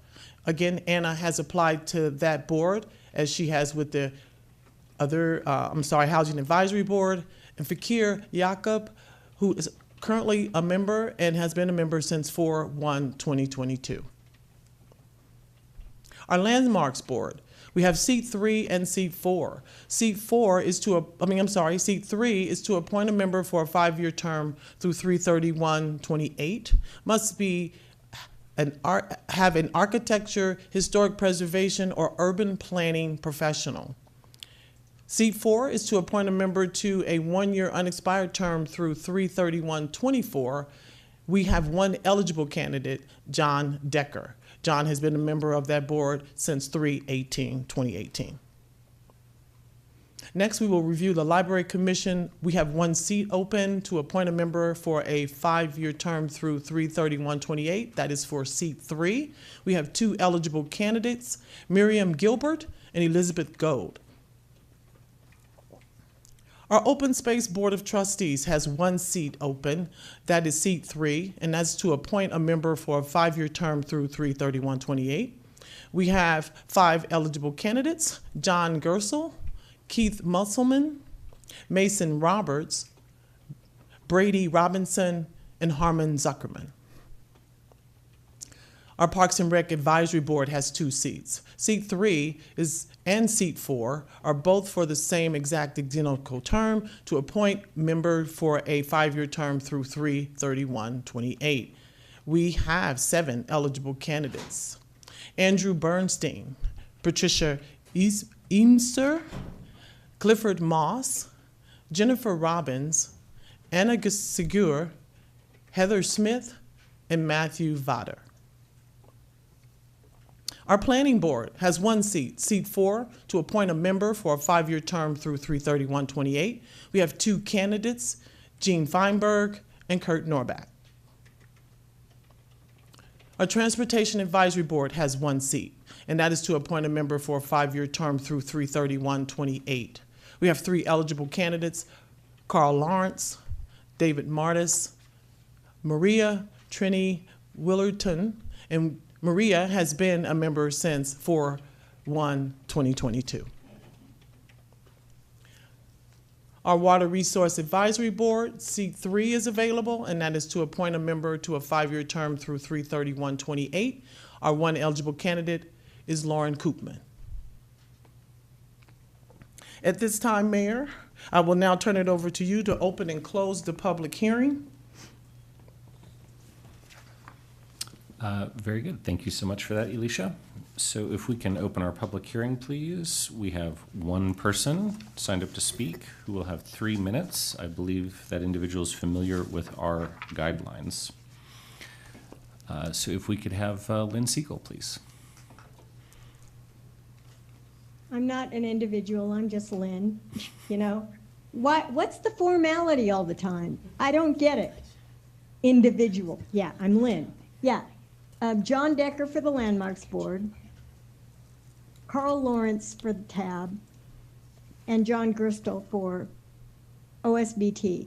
And I have something much worse than the description that Evan described to you of evil, or even beyond evil, and that is many of you lack the C word, curiosity. You lack curiosity. There's nothing that could be said that is worse than claiming that of this board, of this council. So those are my recommendations. Done. Bye. Thank you, Lynn. Sorry for the formality, but thanks for your testimony. Okay, so we'll bring this back to council for discussion on this. John, is this when you're going to walk us through the process, or Elisha, are you going to do that? I'm going to do that, sir. Okay, fantastic. I keep thinking John was going to do something here and present something, but I'll look back over here. That's okay. He's here to support me, and he's doing a fabulous job. I will now outline the instructions on how this process will go. And please be reminded that it is outlined and detailed in our Boulder Revised Code and in your agenda materials. We will proceed through nominations, 1 board or commission at a time in alphabetical order by board title. Council members will make nominations to fill vacancies 1 seat at a time. Once nominations for the seat have been made by council members, council is welcome to discuss with each other before taking final action. If only 1 person is nominated for a seat, that appointment will stand if there are no objections. If more than 1 person is nominated for the same seat, we have a specific process for narrowing the candidates down to 1 finalist. A vote of support will be held for each individual nominated. Candidates must receive a minimum of 5 votes to be declared the finalist for a vacant seat. If the first round of voting does not produce a clear winner, the candidate with the fewest votes will drop from the nominee list and the vote will be conducted again. This continues until a single nominee remains. The order of nominees will be called either alphabetically or reverse alphabetically by last name of the nominees dependent upon a flip of my coin. From that point on, I will alternate the order for all further nominee votes during this meeting where more than 1 candidate has been nominated. If a person is not selected for the first seat they are nominated for, they can be nominated for one of the other available seats on that board or the other board or commission seat that they applied to. This process is followed for each board or commission. Once council has determined a single appointed candidate for each seat, this item will conclude for the evening, and we will need a motion to approve the 2023 boards and commission appointments. Please note that I have John here to keep track of the nominations and appointments in real time. And Mayor, I turn the meeting back to you. And John and I are here to support you as this process continues. Thanks so much, Elisha, for that very clear explanation. And one thing, maybe I missed it, but if there are multiple seats, would we generally proceed with the longest term first, or is that up to our discretion? That's normally up to your discretion, but historically you have appointed the less term seat first, and then you appointed the higher seat, from what I reviewed in my notes. So you would just say it was a 5 or a 4, and it's all according to who's nominated too, because that seems to be a question too. So I think you normally do it as, like you said, as your discretion. But historically, I noticed that you have done the lesser seat first and the longer seat second. I'm not sure that that's my recollection. It seems like we often will start with the longer seat. Other council Well, you've been members here are- longer than I have, Yeah. so. I would support doing the longer seat first. Okay, because yeah. Yeah, I think that's, we may have been inconsistent, Yeah, we Elisha, probably have right? been. But I think Lauren's right. I think it's better to start with the longer seat. Is that all right with council if we start with the longer seats? Okay. Okay. Okay. All right, very good. Well, if we can dive into it then, please. And so we have the Arts Commission. We have a 5-year term and a 3-year term. So I would accept nominations for the 5-year term. I'll make a nomination. Bob? I nominate Jeffrey Cash for the 5-year term. Very good. Any other nominations? Rachel? I thought maybe we needed a second. Not so, Not for sorry. nominations. And I guess I just also wanted to make a pitch. I might be at the wrong time here, but sometimes we don't give long speeches with nominations, and given the, how few applicants there are for some of these boards, I would say we don't maybe need to give nominating speeches this year. Not at all. What? How about only if there is a contested nomination? So, I mean, people can say whatever they want, right? We can't force them to say or not say. I could talk for 5 minutes about Jeffrey Cash, but I'm not going to. Okay. So we got one nomination at this point, Lauren? I'd like to nominate Cheryl Cardozo. I'm not going to ask for further nominations. So if you all would like to speak to your nominations briefly. Go ahead, Lauren. Well, Jeffrey's been involved in the arts organizations and arts field here in Boulder for many, many years, and also has been involved in philanthropy on behalf of arts organizations, on behalf of the company that he works for. So I think he's going to be uniquely qualified to make decisions to make arts grants to organizations here in town. He's been doing it for many years already. Lauren? You're already on. Thank you. I really appreciated Cheryl's experience working with youth as an educator, and I also thought she hit the nail on the head in her application when she recognized the cost of housing and venue space as major threats to our arts community, and her definition of active engagement with communities that are underrepresented in our arts community was very aligned with our city's equity goals. Great. I'm just glad we get to appoint both of them. Yeah. Let's see. So, Elisha, could we have a flip of the coin, please? We're waiting for that all right. Drum roll, please. Heads alphabetical, tails reverse alphabetical. It's tails. First So alphabetical. we will vote on Mr. Cash first. Okay. And Nicole, and I can hear how you're really not feeling well, and you have my sympathies and our sympathies, but I think you're going to have to keep your camera on for our hand votes. Okay, so all in favor of Jeffrey Cash, raise your hand. We got 6. Okay, so that. I think what that means then is Jeffrey Cash gets the 5-year term, and Cheryl Cardozo would get the 3-year term. Do we need to vote to? No. Okay. I think it follows automatically at that point. And John, I'm keeping track of the appointments. All right. Board of Zoning Adjustment nominations.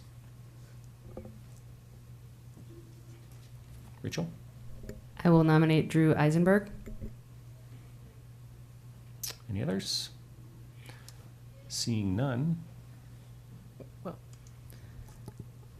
I did just want to not make a nomination, but maybe appreciate the other candidate for their service. I think Jack has done a really great job on this board.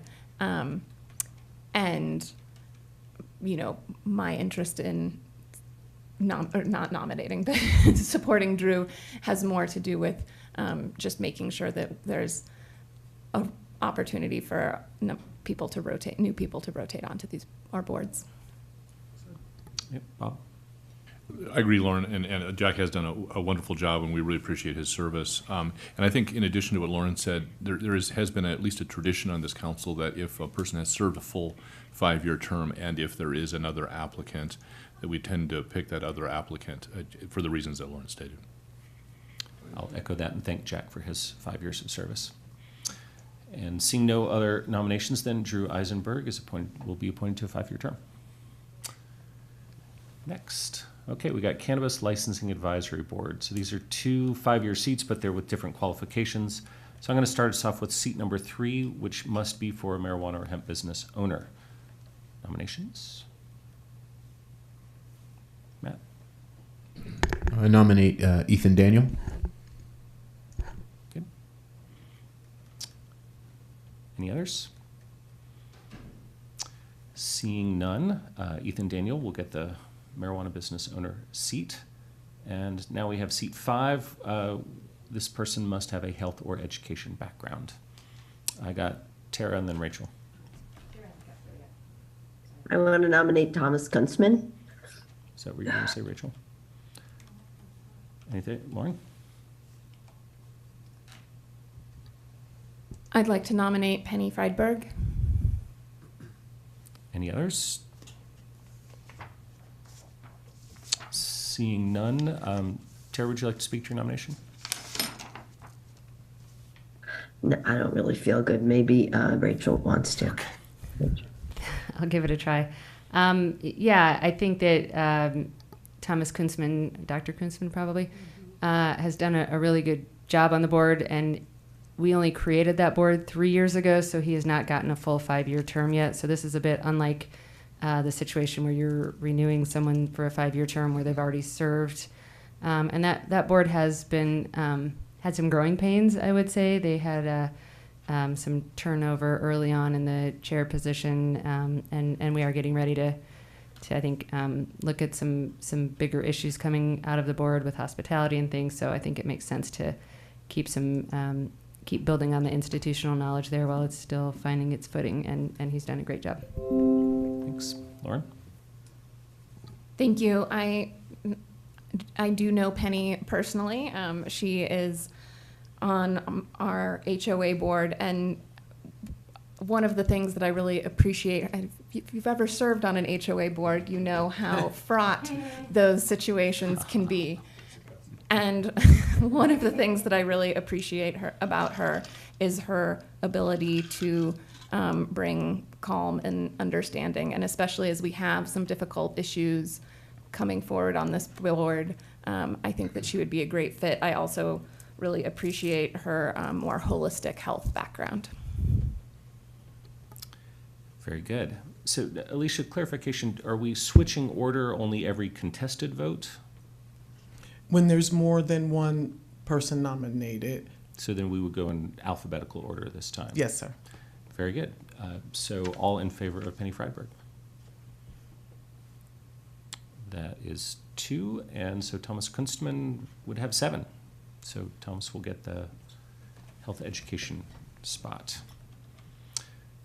Great. Yes. I do, as Lauren did with the last board, want to say that all of the applicants, even if not nominated, were really outstanding. And I think that's probably true for everyone we're going to be talking about tonight. So I hope that people will feel free to reapply next year, because there have been some really good applicants that aren't getting appointed. Agreed. Well said. Okay, now we got Design Advisory Board. Now, per our previous discussion, I think we're going to do a 5-year term and then the 4-year remainder of what would have been the term for the other seat. So we will start with a 5-year term. Yes, Lauren? Ginny hasn't had a chance. Oh. Oh, I didn't see your hand. Thank you. I was blocking. I would like to nominate Stephen Ecker. Okay. Thank you. Should we choose a bunch? Any other nominations? Okay, well, you haven't said anything yet, Junie. Do you want to speak to your? Okay, I have the floor to speak? Yes. Okay. Thank you. Well, I think he would be a great addition to the Design Advisory Board because of his work experience and also passion. He has over 20 years of work experience as an architect, and he's had his own practice for 18 years. And as part of our conversation, when I asked him what was one of the main issues here in Boulder, he talked about affordable housing. And he also, he talked as well about sustainability in the environment. So he's someone I believe he would be a great addition to the board because of his prior work experience and also understanding what is going on in the community. So I think he'd be a great addition. Thank you. Going to do the same thing I did last time. Even though I'm not nominating Rory, I do want to really appreciate him for the service. I know that we have 2 seats, but just because we are only voting on the 5-year seat, and we'll probably appoint by acclamation the other one. Rory has been a great board member. I had the pleasure of serving with him on Design Advisory Board, and he did serve a full term, I believe.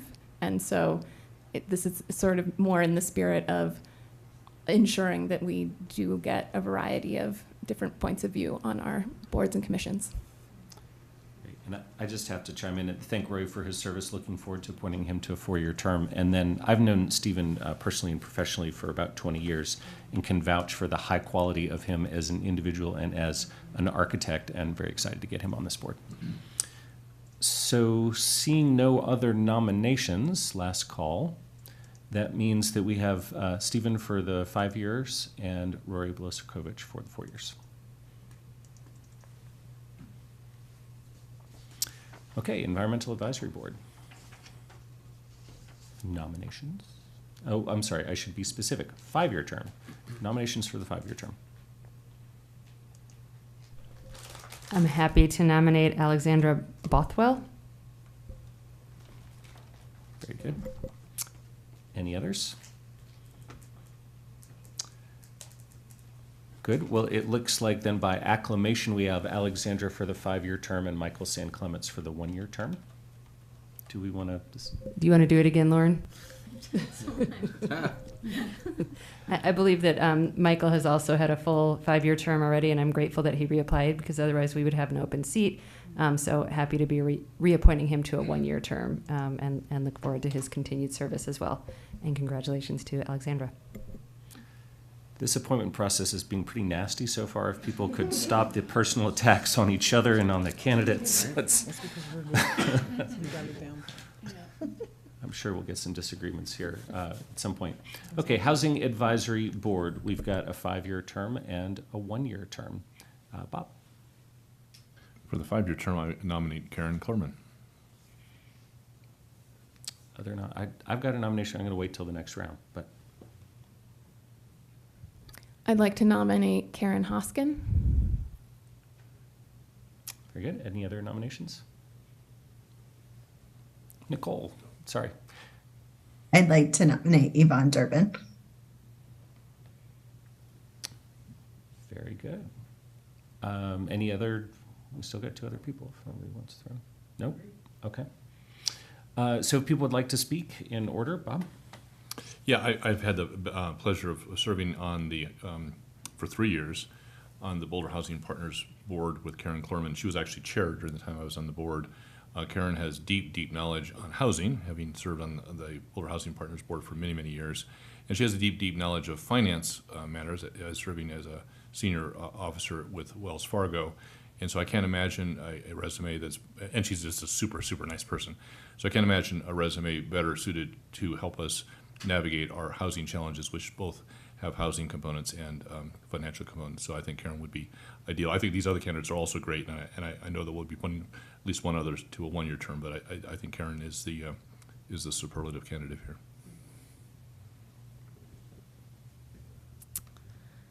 So I don't have my full notes with me, and I'm going to be doing this from memory, so I apologize if I get something wrong or miss something. But I'm supporting Karen because I know her personally through a communications class, actually, I took through the city, but also through her position with the board of the co-housing board for the Co-housing US. Thank you. For which she served as the director, and also her lived experience in co-housing. I think that she has a variety of skills and a diverse background in housing types that we don't always have as much experience with. So I appreciate her applying and would like to nominate her for those reasons. Great. And Nicole? Thank you. And I unfortunately am not going to do Yvonne or do, given that I can't speak for too long without coffee. But I just really appreciated Yvonne's work, particularly around affordable housing and economic development. I think having some kind of fresh eyes on our city and some of our policies can be helpful. And I also just appreciate the work that she's doing across the state in terms of economic development opportunities.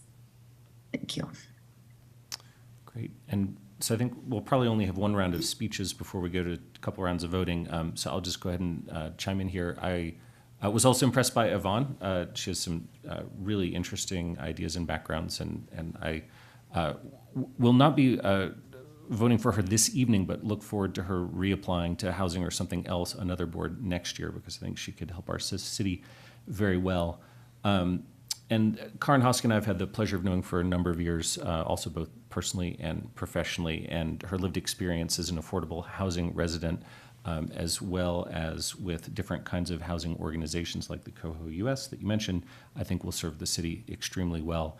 And then we're fortunate that Karen Klerman applied to this board. She has spent years working on improving housing in our community, including a Boulder Housing Partner Board for many years. So looking forward to getting some great folks appointed. All right, so I believe we're in reverse alphabetical order this time. Very good. So Karen Klerman. Let's see what we got. I think it's at 6. Okay, very good. So Karen Klerman gets the first spot for 5 years. And then we're going to go in alphabetical this time. So Yvonne Durbin. I got 1. Where's the, oh, there's Nicole. Sorry, Nicole, I didn't see your hand at first. 2 for Yvonne. So Karen Hoskin gets the 1-year term. Okay, great. So that moves us on to Human Relations Commission. We got 2 seats. The first one is a 5-year term. Nominations? Matt. Sorry. I'd like to nominate Fakir Yakub for the 5-year term. Did great on that first year that we appointed him last year, so I think allowing a full term is absolutely appropriate and well deserved. I like how you got that nomination and the speech in right all at the same time. Very efficient. Any other nominations? All right, seeing none, that gives Fakir the 5-year term and Anna the 1-year term, and unless anybody has anything else to say. No? Very good. That gives us Human Relations. Landmarks Board. So we have 2 seats open here and 1 applicant. And here, I guess we do have a bit of a decision because John Decker qualifies for both the 5-year professional seat and also the 1-year general seat. But I guess I'll start with the 5-year professional seat and see if he gets a nomination here since we're starting with the longer terms. Yes, Bob? I'll nominate John Decker and have a very long speech to read. Any other nominations before Bob's long speech? Can I take over the nomination so we can forgo the long speech? I am not going to give a long speech. John's great. Okay, seeing I mean, seeing no objections, then we can grant John the 5-year term and thank him for reapplying. He's done a great job on that board so far. Library Commission, we have 1 5-year term. I got Tara. I nominate Miriam Gilbert. I know her. She's awesome. She's really dedicated to libraries, did my speech. And also she's a professional in the publishing business. She knows so much about libraries and as well as the publishing business. That's all I can say for now. Very good. Any other nominations? Seeing none, congrats to Miriam for the Library Commission. And I'll just make a note, if Miriam or anyone else interested in library is listening, the Library Commission, we still have to determine its final fate, but it will most likely not be doing much after a year from now when the Library District is fully formed. So if folks are interested in participating in the future of the Library District, the application period is open right now for the Library District trustees. So I encourage you to go find that out on the city or the county's website. Okay, that brings us to open space. We got 1 5-year term available. Bob. I'll nominate Brady Robinson. Any other nominations? Lauren. I'll nominate Mason Roberts. Any others? Seeing none, Bob, do you want to kick us off? I'm going to actually yield to Rachel. Do you want to speak to this one? I can give it a try. I didn't draft anything. But I knew several of the candidates for Open Space Board and was probably not expecting to support Brady at the beginning of this process, and then had a lengthy conversation with him and watched his TED Talk and reviewed his application. And I just feel like we're very lucky that someone of that caliber of expertise in open space, nationally and internationally, is willing to give their time. And so I feel grateful that he has applied, and hope we appoint him. Laura? I just appreciated sort of the detail with which Mason linked his ideas to our existing open space long-term plan, as well as just the really robust knowledge of the ongoing issues that our open space board is facing, both recent past and upcoming. So for someone who hasn't served on a board or commission, he clearly did a lot of research to come very prepared to our interview and application process. And I'm going to call on myself here, because this is a tough one. We've got a lot of really well-qualified applicants. So I had a chance to speak with Mason as well and was really impressed with his deep familiarity with open space issues, and I know would do a good job on the board. I will be supporting Brady Robinson this evening because of the depth of his resume and how many different projects on how many different very high levels he's worked on issues related to open space. And as Rachel mentioned, I think he'll serve extremely well on the board. And then just also wanted to give a shout out. Harmon Zuckerman had an excellent application and has served the city well in the past on planning board. So appreciate his application, as well as John Gerstel's for his many years of service on the city's planning board, the county planning commission, and a variety of other service in our community. And that brings us to a vote, unless anybody else has anything else to say. Where are we now, Alicia? We are alphabetically. Alphabetically. All in favor of Mason Roberts? We got 3. So that gives the seat to Brady. Thanks to all the applicants there. Parks and Rec Advisory Board. We've got 2 5-year terms for this one. And so I'll just start with seat number 3, the first 5-year term. Matt? I'd like to nominate Andrew Bernstein. Other nominations? Seeing none, Andrew gets the first seat by acclamation. So I will now reopen the nominations for the second 5-year term. Somebody step up here. Rachel? I'll nominate Anna Seeger. She has been very active in advocating my whole time on council for the focus on equity in our parks department, especially for kids. And I happen to know Anna and think she'd bring a real strong equity lens to the board. Tara? I'm going to nominate Jennifer Robbins. Do my speech now. I was really impressed with her desire to work on facilities and maintenance as one of the key components of, good parks department, and also her dedication to children. She was with the Girl Scouts. I really enjoyed her interview very much, so I nominate her. Thanks. Any others? Seeing none, I believe we're reverse alphabetical at this point. That is correct. All in favor of Anna Seeger? That would be 6. So the seat goes to Anna. And thanks to all the other applicants. We had a lot of great people here.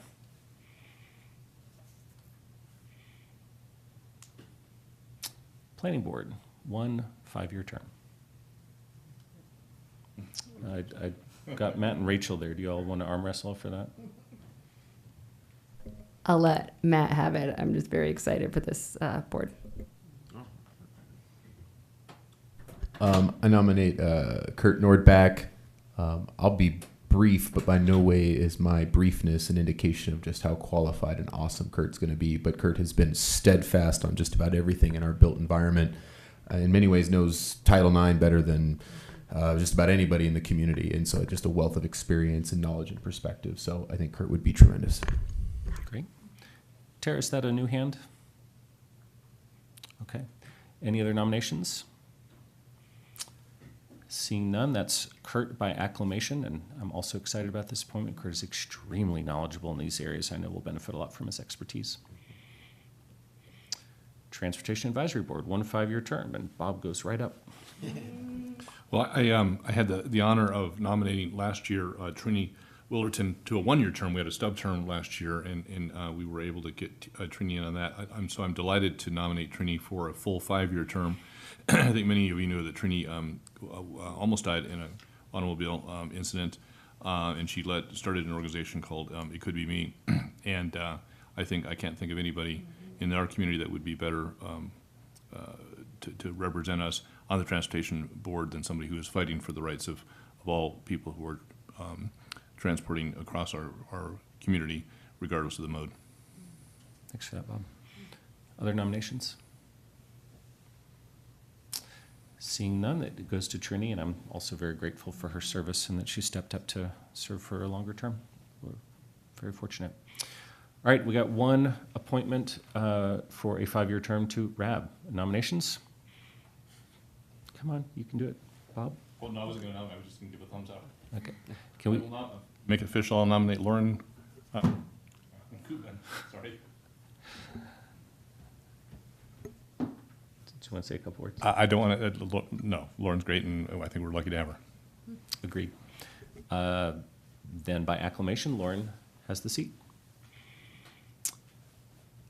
And that brings us to the end of that one. That was by far the quickest and smoothest boards and commissions appointment I've participated in 8 years.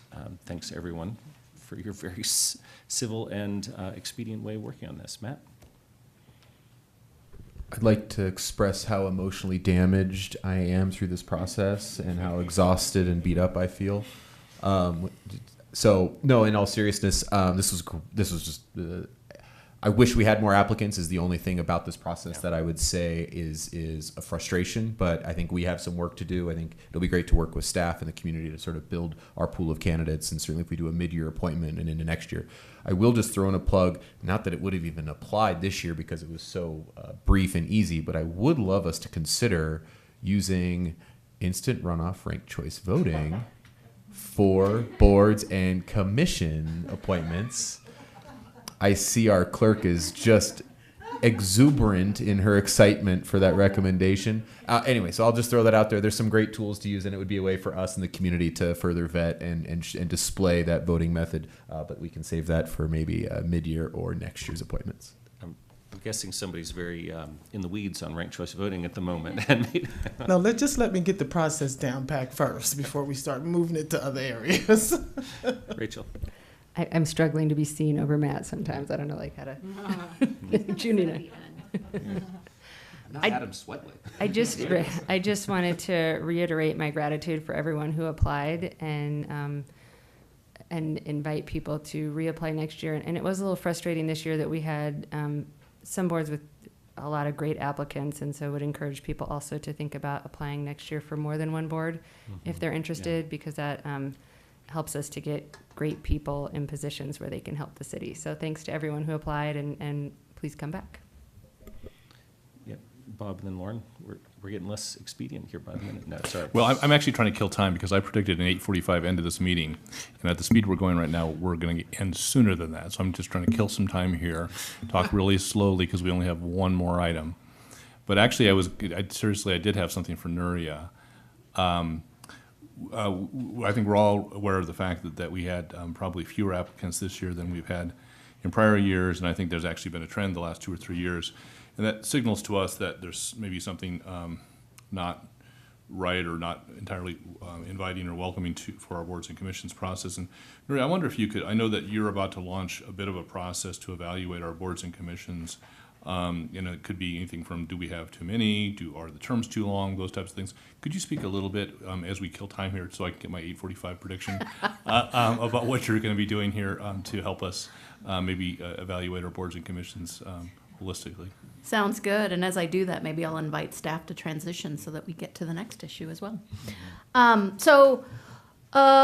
couple things. We have talked about boards and commissions for a while, and we are going to be, thank you, John. We are going to be having a consultant take a look at that. The issue of boards and commissions is not new to cities. There are certainly some consultants that have looked at a variety of issues, whether a city has too many, in which case that pool starts to wane because it is a time commitment. Looking at the terms, as you mentioned, because a 5-year term is indeed a commitment, and a lot of other cities have gone to 1, 2, or 3-year terms to alleviate that, because it is or can be daunting to some to commit to a 5-year term. There are other issues that I know staff is looking at as well, and while these are voluntary boards, are there additional ways to support, from stipends to potential childcare to parking to transportation? Those are all items that other cities certainly have struggled with.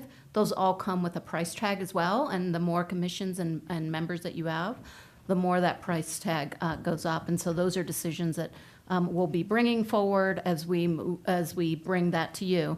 The other question I know that other cities, and this will be something that we hope that a consultant will help us with, is really looking at the scope of the boards. There are some boards that really might have overlapping scopes, and that would be a really interesting opportunity to think of, do we really need to rethink and maybe eliminate 2 to create one that actually has sort of a different or a broader level of scope just because of the nature of the issue. So I think everything is on the table. We always welcome your thoughts as we're moving forward, but we will have a consultant to help us think through some of those issues and bring those to you for further consideration. Thanks, Nora. And what's your timing on that?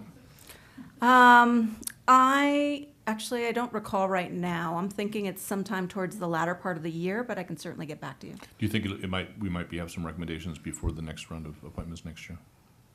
Possibly. Okay, thank you. So Lauren and then Tara and I say a word. So I get, it sounds like we typically have around 90 applicants, and I think we had closer to 60, but then 19 of them were disqualified. Could you maybe talk a little bit about, if that number of applicants that weren't qualified is typical, and or also the reasons for those disqualifications? Yes, I can start that, and John, if you want to add anything, please feel free to. It is typical. We normally have about a 10% group or 10% amount of applications that are deemed ineligible. Most of those are due to residency requirements or the special condition requirements, because unfortunately, when people fill out the application, of course, sometimes they may miss something and not include something. And so once we vet the applications, we usually go back to the applicants, and if they can rectify it. Like, perfect example is if you're not a owner of a business, you can be a representative. So that would mean you would need to have a letter accompany your application. So we did that in a couple of cases this year. So that seems to be another one of those issues.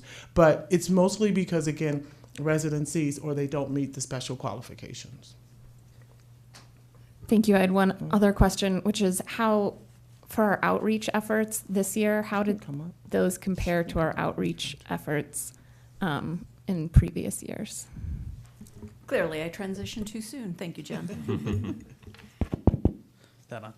Just to add to Alicia's remarks, the one other requirement we have that has been disqualifying people is a 1-year residency requirement, so that's something we also have to look at. In terms of our recruitment, we followed past precedent, and I anticipated this question to come, so we hit it in the memo a little bit, but just for the public listening and staff to outline kind of how we do things. Basically, the way we start, we have our timeline December 19th to January 30th, and we just immediately reach out to our communications and engagement department, and they just start to hit the airwaves on all our social medias, the major ones, Facebook, LinkedIn, Twitter, and Nextdoor. And during that, they're putting out notifications before, during, and right before the conclusion of our recruitment. In addition to that, our communications team has published an online news article. They've also sent out advertisements in the city e-newsletter and mailed newsletters. We also include temporary ribbons on multiple city websites, including the city council website, the clerk's website, boards and commissions website, volunteer website, events website. And from there, Channel 8 that's playing this has a ribbon for boards and commissions going continuously throughout the entirety of recruitment. We had physical flyers placed at our recreation centers in the municipal building. And then lastly, we notify our board and commission secretaries and liaisons to tell their boards internally we're recruiting, to reapply, and to get the word out. So, I know previously we had discussed on the boards and commissions subgroup, sort of reaching out specifically to, like, for BOZA or DAB, to professional related, industry related groups, things like that. And I think we had done that last year to some extent. Is that something we did this year? And is that maybe something we should talk about, working with our boards and commissions to come up with a more concrete list that we might, because I feel like that we don't necessarily see a lot of consistency there. Like, I didn't see it in the AIA Colorado this year.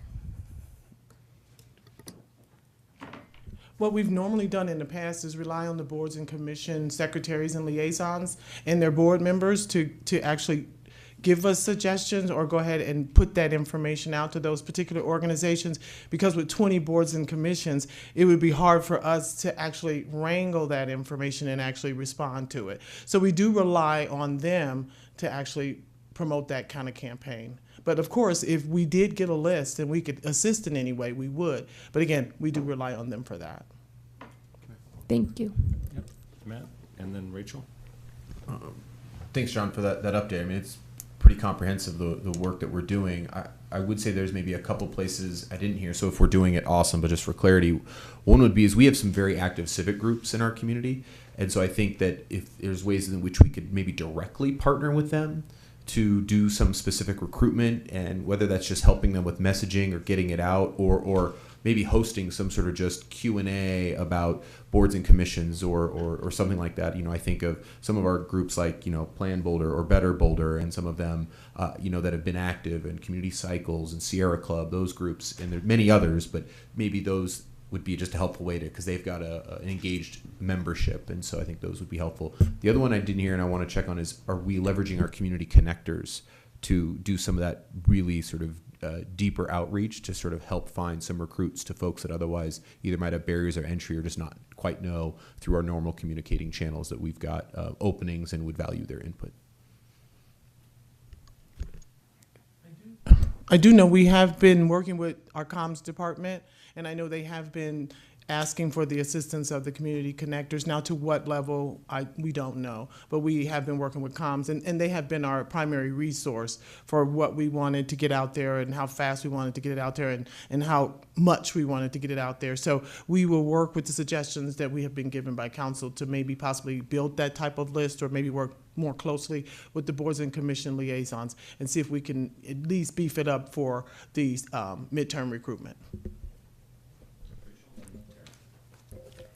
I want to say I think everybody's a little frustrated that the numbers were low this year, but I think it's kind of awesome. I think it's a chance for us to like flip the script and say, wow, this isn't working. And I think, well, my first week on council, I talked with the former city manager about like, could we have our boards and commissions members have, like, we get, eco passes and rec center passes, or at least email addresses? And the answer was no, like not even the emails. So, I think we could, what's that? Oh, okay. Great. We got one. So there's not a lot of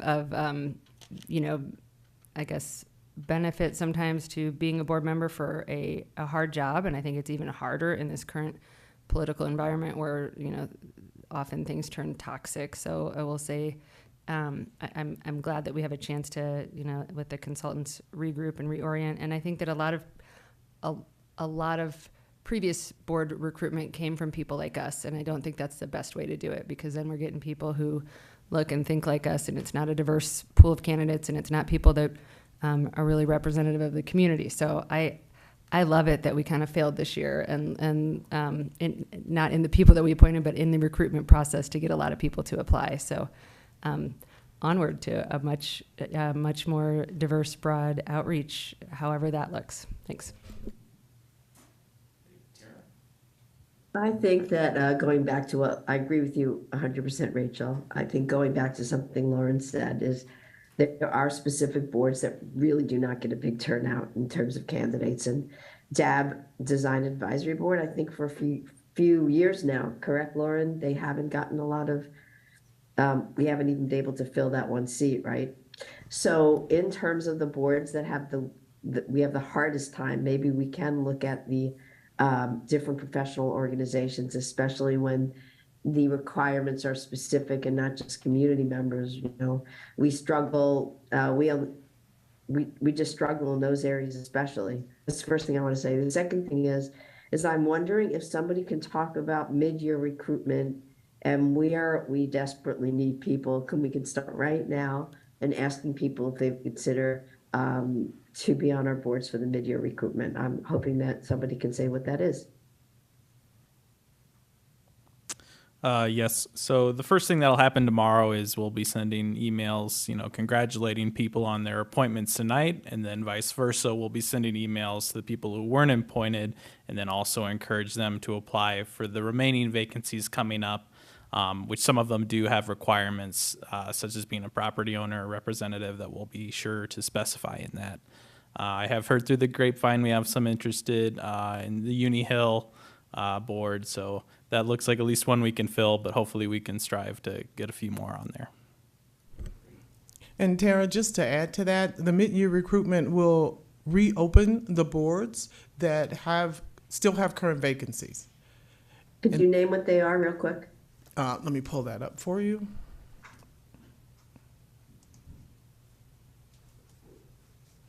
You don't have it closed, do you? No, I have it. I had it open and then I closed it. Always email it to us. We have Beverage Licensing Authority, Boulder Junction Access Districts, both parking and travel demand, the Downtown Management Commission, and University Hill. And then we also have several boards that, a couple of boards I do remember that we only had one applicant for tonight that we will reopen where there might be another seat that is available. Was that it? Well, while all of those individual comments were great, I'm going to have to retract the efficient comment that I said before about this process. But no, those were all great comments, and we all continue to look for ways to improve these recruiting processes. I do just want to absolutely celebrate, though, the fantastic set of candidates that we have selected to go on these boards. So no failure here. I think we've got a bunch of really wonderful people. And from a process perspective, do we not need a motion to adopt this slate I of was just candidates? going to say that, sir. We do need a motion. Okay. And Terry, you have your hand up again before we go to that? Sorry, just real quick, I have to actually leave early tonight, so I just wanted to alert council and community and staff on that. Thanks for the heads up. But stick it out for this one vote, though, please. Rachel. I would like to make a motion to appoint this suite of candidates to the boards. And may I make one little statement in support of my motion, just to further tank your prediction of efficiency? I don't know if it happened while I was in the back room, but I wanted to say a huge thank you to the staff who were involved in this. They've done a lot of changing in the last few years, and the process is getting better and better. So if we can get people to apply, they're going to love it. and you and John, y'all have done a really good job. And we're at all of those interviews, which took a really long time. And I watched all of you being very patient and helpful and with us and with the candidates. So thank you all. You're here. Lauren?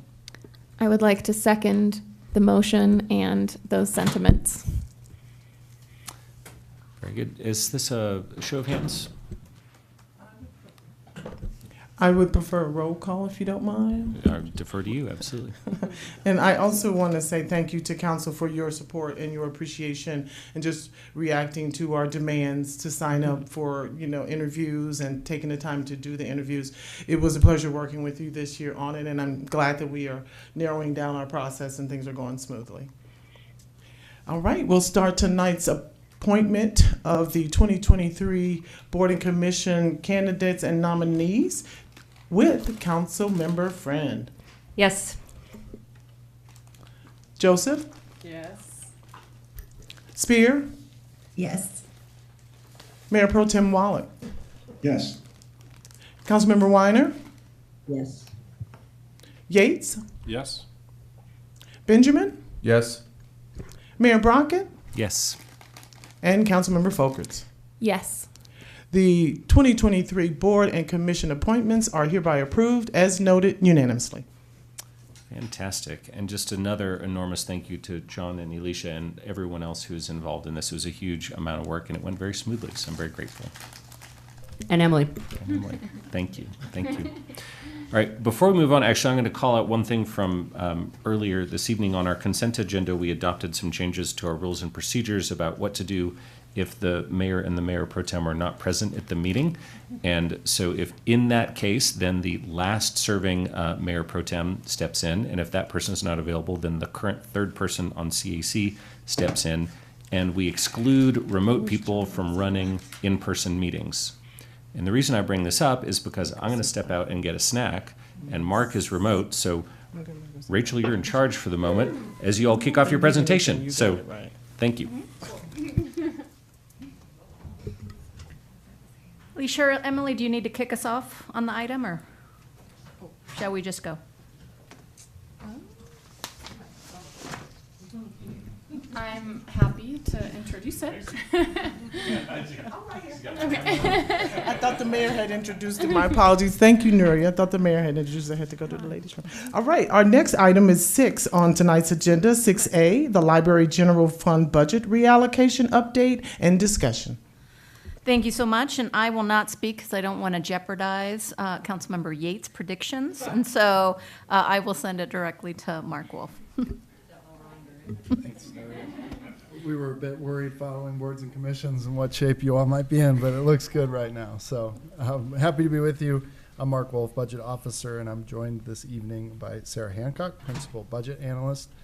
We are discussing the reallocation of library budget funds. When we last spoke with council in August about this process, it was prior to the vote to create the library district. And since then, we've gone through a fairly extensive process, internal and with the Financial Strategy Committee, and are at a good inflection point in that process to come back to you, get some feedback on where we're at and some proposed next steps. Next slide. All right. So just to recap a little bit of information, on this slide on the left, you'll see the library budget for 2023. That is about $11 million for 2023. You'll see within that library budget is about $1.8 million in the library fund. That library fund was supported by a 0.33 dedicated property tax that was repealed last year associated with the creation of the library district. 2023 is a transition year. The city is continuing to operate the library as a service on behalf of the district while the district goes through the process of establishing a board of trustees and moving towards being fully operational in 2024. While the exact timing of transition and repayment of these services being provided on behalf of the district are subject to negotiation through an intergovernmental agreement, it is anticipated that approximately $10 million or so will be available for reallocation beginning in 2024. And to take you through the process to date, so again, we last spoke with you in August. Voters weighed in November, and then we met with the Financial Strategy Committee in December and January to review a prioritization process and criteria to review funding needs. So we went through the process of seeking information from departments. You're familiar with looking at unfunded needs. We did that again with some nuance that Sarah's going to take us through. And as we went through with the criteria guiding our process, there were several policy issues that were raised and essentially got us to a point where we wanted to learn more, do a bit more analysis, and discuss those in particular before making meaningful recommendations on prioritization. So that's kind of where we're at. Sarah's going to take you through how we got there, preview those, or run through those different policy issues, talk through how we'd like to approach them, and then we'll be seeking your feedback on our action steps. Okay. Sarah? Thank you so much. Oh, I didn't expect that to be so loud. Just kicking you off with how we approach the process. We definitely cast a wide net in thinking about the unfunded needs that we had. We recognized that there were a lot of needs that far exceeded the available funding. $10 million isn't that much in the grand scheme. So part of what we wanted to do was align that with our budget process and really think through how we could get down to the programs that were most aligned with our need to advance equitable delivery of services, and then further vet them to really understand how those needs best aligned with library reallocation. So we thought it was really helpful to focus on that equitable delivery of services, especially because these are ongoing dollars, and we think it's a really unique opportunity, and we recognize it's a unique opportunity to fund some things on that ongoing basis. So to get a little bit more into detail about how we actually collected the information, some of this will be familiar. We did ask departments to provide us with additional needs that they had, and we really wanted to look at this inventory and refine it based on the equity that I mentioned earlier. From that point, we did have some input from FSC on some criteria and prioritization, and I'll review those in just a moment. But to really get a good idea of how these fit into a criteria that was a little more structured. And then we also, part of what came out of that was that it was a good starting place, but there were lots of questions that started to come up. The qualitative review, the questions about prioritization and thinking about how to take such a big need and funnel it down to just these dollars began to bring up lots of policy issues that we wanted to seek guidance from council on. So that's where we are today, wanting to review those policy areas with you guys.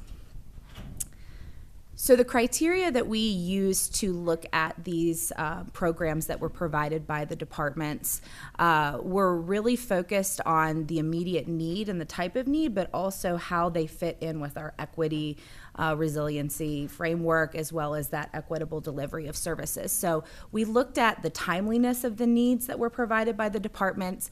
Were they immediate needs? Were they ready to be invested immediately? What kind of ongoing funding sources these were. I mean, we were really looking at this is that unique opportunity to continue to fund something on an ongoing basis. So we really wanted to look at those that were long-term investments. The type of need that that we had them align with were really, this should be somewhat familiar, core operational, those immediate, we have to get them done, but then also looking at whether or not they're program expansions, based on established policy, or if these are completely new programs that represent emerging needs in the community. We also wanted to see what connections these programs had with our SARE goals and what kind of impact and analysis departments had done to understand the outcomes, the intended outcomes for these programs. And then once again, just really targeting those that meet our racial equity goals and understanding how these are addressing those needs in the community. So to step back out and look at what was actually submitted at a very high level, we did receive 74 individual funding needs from the departments. They totaled just shy of $30 million, and the majority of those were related to ongoing needs. So the departments really did think thoughtfully about those ongoing needs and didn't just give us one-time dollar items. Additionally, the $1.4 million associated with one-time needs were, for the most part, associated with those ongoing needs. So maybe something that needed to be purchased in the first year, but then would just need that ongoing support in future years. There's also a breakdown here of how the department self-identified what type of need this was. So you can see that over half of the departments identified these as core service needs. And then about 30% identified them as service needs that were associated with established policy, but maybe they wanted to enhance that program. So the next piece is really going to be getting into these policy issues. I'm going to start at a high level, and I promise we'll dive into it a little bit. But what came up were these four areas. Some of them overlap depending on what the particular program was from the department. But overall, we realized that these actually presented a pretty strategic opportunity for us to start thinking about what information could we gather to make very thoughtful decisions about how these funds are spent, especially because it is a very small dollar amount in the grand scheme of our entire budget. So these policy issues were formulated with FSC feedback. So some of you may see this as familiar, but the first one was focused on our core operations, and some of the master planning that has happened were used as the bolster for those, and I'll talk a little bit more in detail about that. We also recognized that there were lots of dedicated funding and other funding mechanisms kind of embedded in these programs, and just needed to understand a little bit more about how the different funding mechanisms interact with this general fund pot of money. There were requests related to ARPA and other one-time funded programs, and then there were also other funding needs that we just felt we needed to explore that didn't necessarily come through the departmental process of collecting that information. So I'm going to go into each of these policy areas and then also talk you through the action steps that we've identified to try to remedy the policy areas and get some guidance moving forward. So the first policy area is related to those core operations, and all of the ones that we've identified that fall into this area point to some sort of master plan or policy adoption that is guiding the program. So a couple of examples of requests that we received. Facilities maintenance and operation support. As you know, we have a backlog of facilities maintenance. They did ask for 2 to 4% replacement value or an investment in replacement value, but for this particular request, it was isolated to new buildings. So this brought up a lot of questions, right? We have a backlog. We're also in the middle of understanding building consolidation and the implications of that. So once again, just wanted to get into a little bit more detail about that. Parks and Rec maintenance is another example. You know, we have lots of maintenance funding needs across the parks and recreation properties. And then we also have the long-term recreation activity fund sustainability question, which overlaps with our dedicated funding policy area. So just lots of questions that were coming up as we were reviewing these. So the action steps that we've identified to kind of answer these questions are first to review all of our accepted plans and try to understand the level of investment that they're requesting or that they are calling for, and then also understand that full operational need as well as how that impacts the master plan. And then using that consideration of the total need, develop that recommendation for what programs best fit in with this funding mechanism. The second policy area is dedicated and other funding analysis. So as you know, we have a very diverse funding stream. We have lots of different places that funds come from. And so some of these programs overlapped with general fund as well as just those very specific dedicated funds that call for certain uses of those funds. So some examples are we have parks and recreation maintenance, transportation maintenance, planning and development, wildfire resilience. These are all programs that do have dedicated funding sources. So this was where we thought it might be good to take a good look at how these different funding sources, how healthy they are, what the outlook is for them, and if the library funding is actually the right mechanism or the right lever to pull for these type of programs. There's other analysis that we wanted to get into as well. There's some staffing level analysis going on in the fire master plan. We've got other plan components that are being explored there. We're in the process of rolling out our underserved business program, and that's still in the early stages.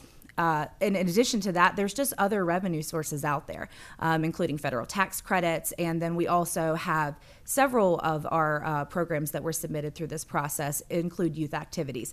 And we know that we have some funds that are set aside through the Bronco sales proceeds that might be a good fit for that. So once again, just thinking about the different levers we could pull. So the action steps to kind of get us to a good place to make recommendations in this area. We're already in the process of doing this. So we've begun reviewing our dedicated revenue spending restrictions. We are starting to compile charter, ballot, and code restriction language, and just also understanding any formal or informal policies that might be driving how we're utilizing our dedicated spending. And then we want to compare those restrictions to how we're actually spending and budgeting those funds. And then also analyze our fund financials and really understand how healthy all of these dedicated funds are in the long term, which we believe really aligns with the call for this long-term financial strategy and really supporting good, healthy revenues for the city. Our third policy area is ARPA funded and other pilot programs. There were quite a few programs that were provided to us that really spoke to these one-time piloted programs that have different timing implications, some of which are going to sunset in terms of funding in 2026 because that's when the ARPA funding sunsets. Some of them are, have certain time frames where we begin the funding. So for example, building home, we have funding through 2025, possibly through 2026. We also have some other items that are piloted right now that we did through one-time dollars in the previous budget cycle. So the Day Services Center, behavioral health programming, safe and managed public spaces program. These are all one-time dollar investments. So we want to look a little bit more into the timing implications as well as the outcome implications.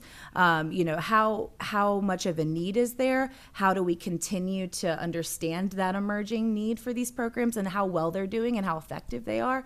And, kind of just really understanding the positive impact they're having on our communities. So the action items that we have proposed to examine these programs for permanent funding are to compile a comprehensive list of pilot programs, which we actually have also already begun. We have a really good idea of how many of those we have out there. And then really understand the intended outcomes that they have and how they align to the SARE goals. And luckily, because the SARE goals are very much a part of how we're operating now in our organization, a lot of the ARPA funded in particular have already begun that alignment. So we feel like we have a pretty good foundation. And then also just review the method of data collection and how we're analyzing these pilot programs, and then utilize all that information to make recommendations for those programs in the budget cycle. With the caveat that some of these have different timing implications. Once again, some have funding that start in 2 years, so we might not necessarily need that funding until the 3rd year kind of thing.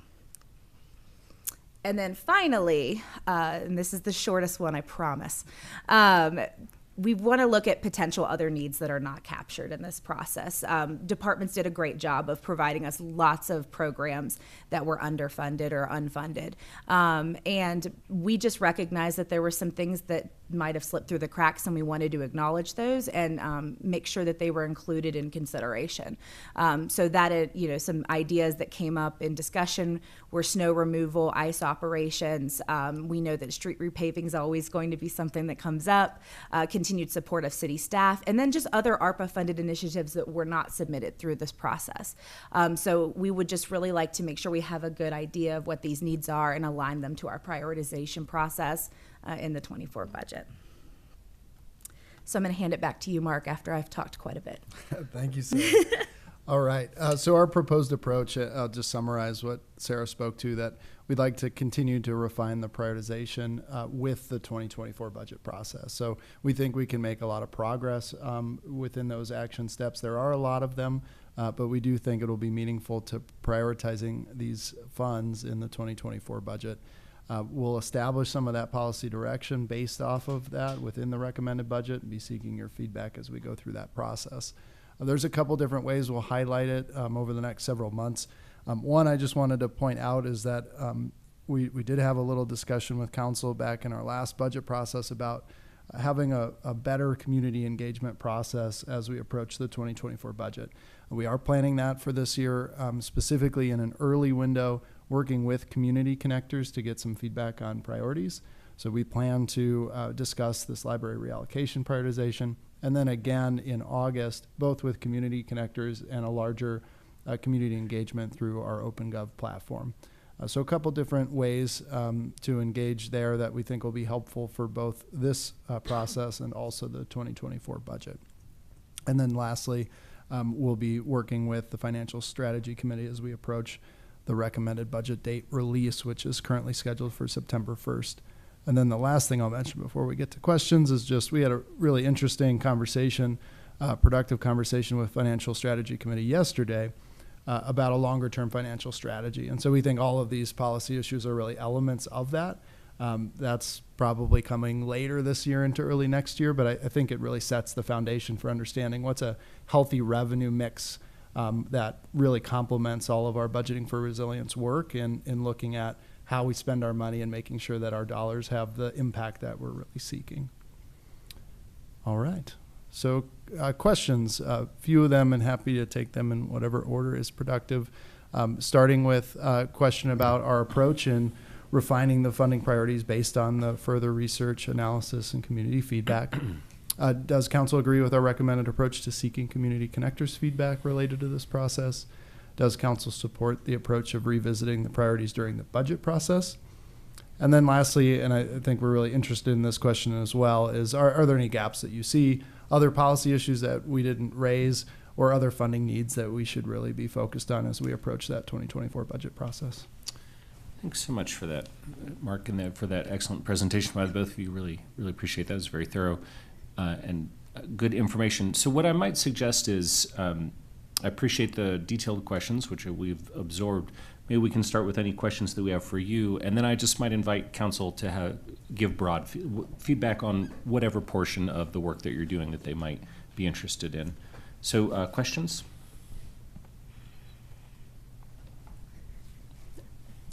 Okay, the questions section is going to be very short.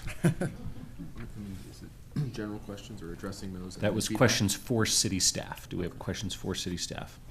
It looks like we don't. So now I'll invite feedback from council on the information that we've just received in kind of any bucket that you might choose. Rachel. I figured my hand would be up for a while, so I'll go. I guess I'm maybe a little bit confused at this whole conversation because 10 million feels like such a drop in the bucket for our budget that for us to be looking at this library reallocation separately when we're going to fold it into the 2024 budget feels maybe like an exercise in futility for staff and us. So I just throw that out there. In terms of prioritizing, I want to note that many of us had participated in a tribal consultation over the last few days, which was really awesome and gave us a lot of food for thought. And I haven't processed it well enough to know exactly how to draw it broadly into this discussion, but we'll just maybe invite others to filter it. And I also happen to have seen Jane Goodall last night, and she recommended that when you're making decisions, you sort of think about how it will impact people, animals, and the environment. And I haven't quite had time to integrate that yet, but I would just invite us to think broadly about our budget and our processes and our thinking. As an example, from the tribal consultation, I noticed a bridge that was pretty badly cracked today. I also happened to have biked down Folsom near Arapahoe and almost flipped over from a big pothole. And that got me thinking about, in terms of the people aspects of that, that cities really do need to, first and foremost, do what cities are supposed to do, I think. And so we do need to kind of fill the proverbial potholes. And so in terms of priorities, I love all that we did with the ARPA funding and all of our pilots, and we also need to do wildfire mitigation and flood prevention, and we need to update the rec centers and a lot of our buildings. So, I don't have precise, columns and dollars, but I think, within the sort of broad thinking of considering, multiple different groups of those impacted by the city budget. One is sort of the basics of kind of taking care of the fish in the creek and the humans that are trying to ride in bike lanes and not have to veer away from potholes. So that's just general feedback for I'm not sure why we're looking at the specific 10 million, but when we do look at the big budget, make sure that we're not losing the forest for the trees, and we do need to do what all cities have to provide to people. And then I just want to say thank you for including the community connectors early, because that was my request, and I'm glad to see that you're incorporating it. I got Mark and then Matt. Yeah, I'm kind of keying off what Rachel said, and I've gone back and forth on this a bit and thinking about it, and I'm just not sure we're not expending an inordinate amount of staff time and resources to allocate a discrete source of funds that represents under 2% of the budget, and money is money. I don't know why this $10 million is special when it's going to be folded into the more general budget. The more general budget may have other holes in it that we don't anticipate, and at the end of the day, we're expending a lot of energy to treat this as a discrete source of funding, and we have no idea what our other needs are going to be. And again, it's 2024 budget, so I don't quibble too much with the priorities, but there should be priorities for all of our funds, and I think that would make for a smoother budget process. It's 2024. Here are the revenues. Let's allocate them in the most efficient and productive manner across the panoply of programs that we're funding. This is an exercise that's kind of interesting, but again, the money is the money, and I don't know that it should be put into a separate pot when we don't know anything at this point about our 2024 outlook and resources. Thank you. Thanks, Mark. Can I colloquy on that? Yeah, go ahead, Nicole. So my understanding, and maybe Mark Wolf, you all can clarify, that what is being proposed here is to include the library fund reallocation as part of the broader budget. So it pretty much is not treating it separate as that much of a separate process, but maybe misunderstanding. So I was just wondering if Mark Wolf could clarify. Yeah, And my understanding is unclear, so it's a good question. Yeah, that's correct. I think our understanding was that council did want to have this discussion at some point before the 2024 budget process, and so we're taking you through kind of our thought process, and where we got to is indeed it really should be folded into the 2024 budget process, because then we can have that holistic look that both Mark and Rachel were speaking to. Great. Got Matt, and then I'll call on myself. I might actually come at this from a different angle, in the sense that I think when we look at our overall budget of nearly $500 million, 10 million seems like a little. But when we look at the impacts that $10 million can make on certain aspects of the work we do, it can be transformative. And so I think it's the lens we use that offers us the greatest insight as to maybe where this money could be best spent. Our normal budget out process is you take your budget and it's the haves and the have-nots. Everyone sort of fights for whatever the crumbs and the pieces are once you get past the main stuff, and it's a debate about where that goes. I was anticipating that this roughly $10 million would be treated slightly different for the opportunity it had to make perhaps a broader impact on our community, a new impact on our community, taking advantage of the lump sum that may not otherwise be available for certain things that we've just said we won't do because we don't have the money. So I'd love to see this be something we can hang our hat on 5 years down the road after the library district's formed and say, look at all the stuff we did with the library district money, or the money that we saved by forming a library district. By folding it just purely into the regular budget process, after this year, there will be no legacy of that evolution to a library district, because it'll have just dissolved into the overall budget process. So I think there's an opportunity here. I look back at our retreat, and we talked about the strategic opportunities around homelessness, around planning and development.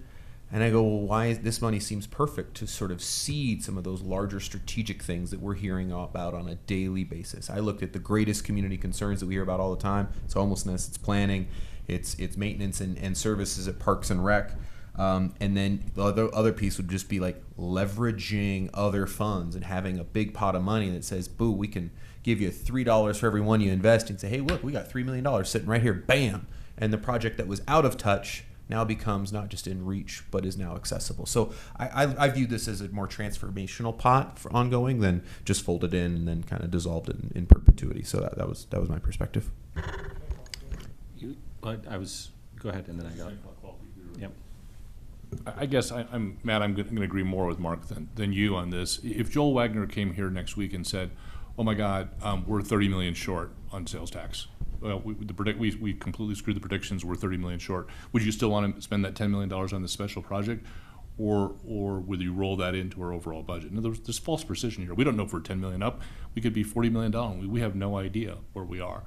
Every budget's a crapshoot, and so for us to segregate this $10 million and treat it as some sort of special windfall that ended in our pocket is just really, I think, not responsible for us. Well, I guess I'll wait in a little bit. Well, first of all, I think y'all have done a phenomenal job. So I think all the steps that you laid out, I think, look like really good ones. The work that you did in going out to the departments and saying what are your needs and hearing about those, and then funneling them in to see what they're related to the rough amount, bless you, that we're anticipating in savings. I think this really great process, because we do have a change in our budget coming that's significant. And just remind me, what's our rough general fund amount for 2023? Our 2023 general fund budget is approximately $188 million. Okay, so we we're getting over, it's over 5%, of the general fund, right? So it's not insignificant. That's a significant opportunity. So while I agree, with some of what's been said about money's all fungible, it's not a red dollar or a blue dollar. They're all green.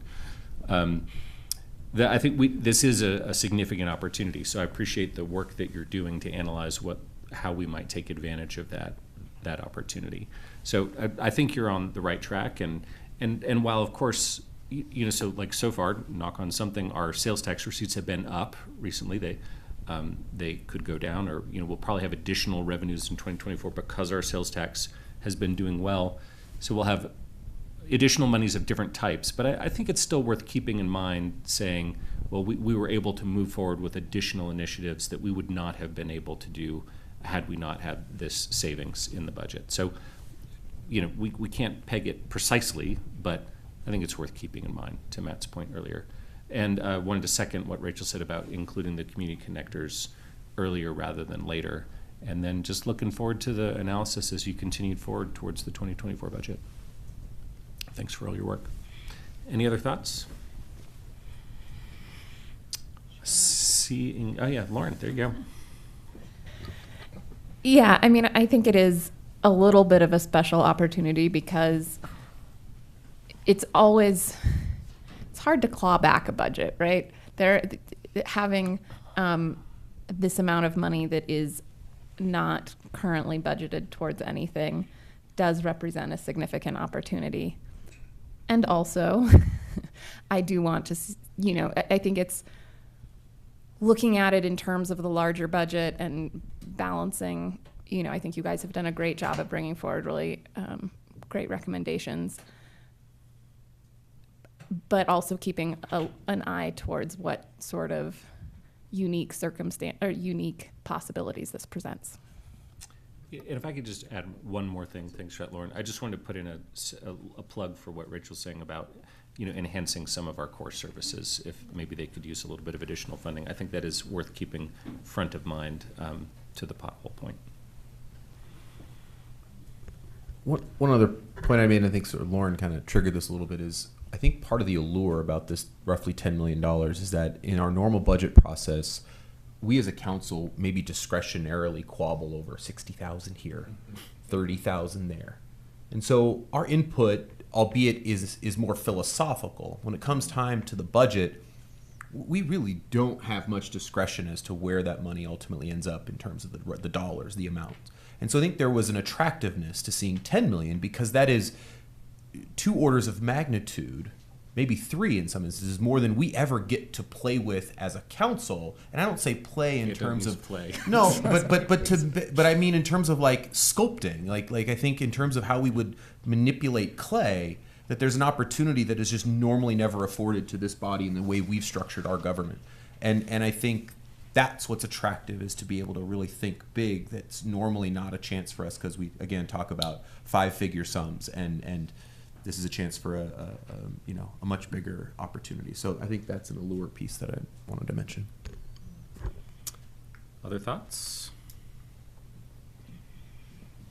Seeing none, is that good enough? That's great. Okay. Thank you. Thanks again for all your hard work on this. All right, I believe that was our last agenda item. Any final thoughts before we wrap up here tonight? It was a tactical error on my part to ask Nuria that question about an hour ago. It took about 4 minutes. It took about 4 minutes. 8:49. Rachel's got some. Yeah, Rachel. I want to make Bob worse. I just wondered if we debriefed the tribal consultation at all, or when that might happen, or I mean, I think a lot of us participated, and probably, it was an exciting thing, and I think we made some. I don't even know what we're allowed to say, frankly, because those are closed doors. So I wouldn't say much right now, but what I would say is I think it would be a fantastic idea to ask CAC to schedule an update from the city manager. I was just about to say that. I think that would be great, and we should have So part of this will be after the tribal consultation, which a lot of that does happen under closed doors to reflect the confidential and sensitive nature of those intergovernment relations. There will be notes that are created. Those will go out to our tribal nation partners before they are ever public, and it is only after that that we will issue a press release or issue a statement about it. And so certainly we will bring that in a timely manner and provide that opportunity to council. Okay, Mom. Well, I will just say that I was grateful to participate. It was deeply meaningful, yes, to all of those of us who were privileged enough to attend. Anything else? Going once, going twice. Gavel is closed. 8:49 p.m. Thanks, everybody, for another good meeting.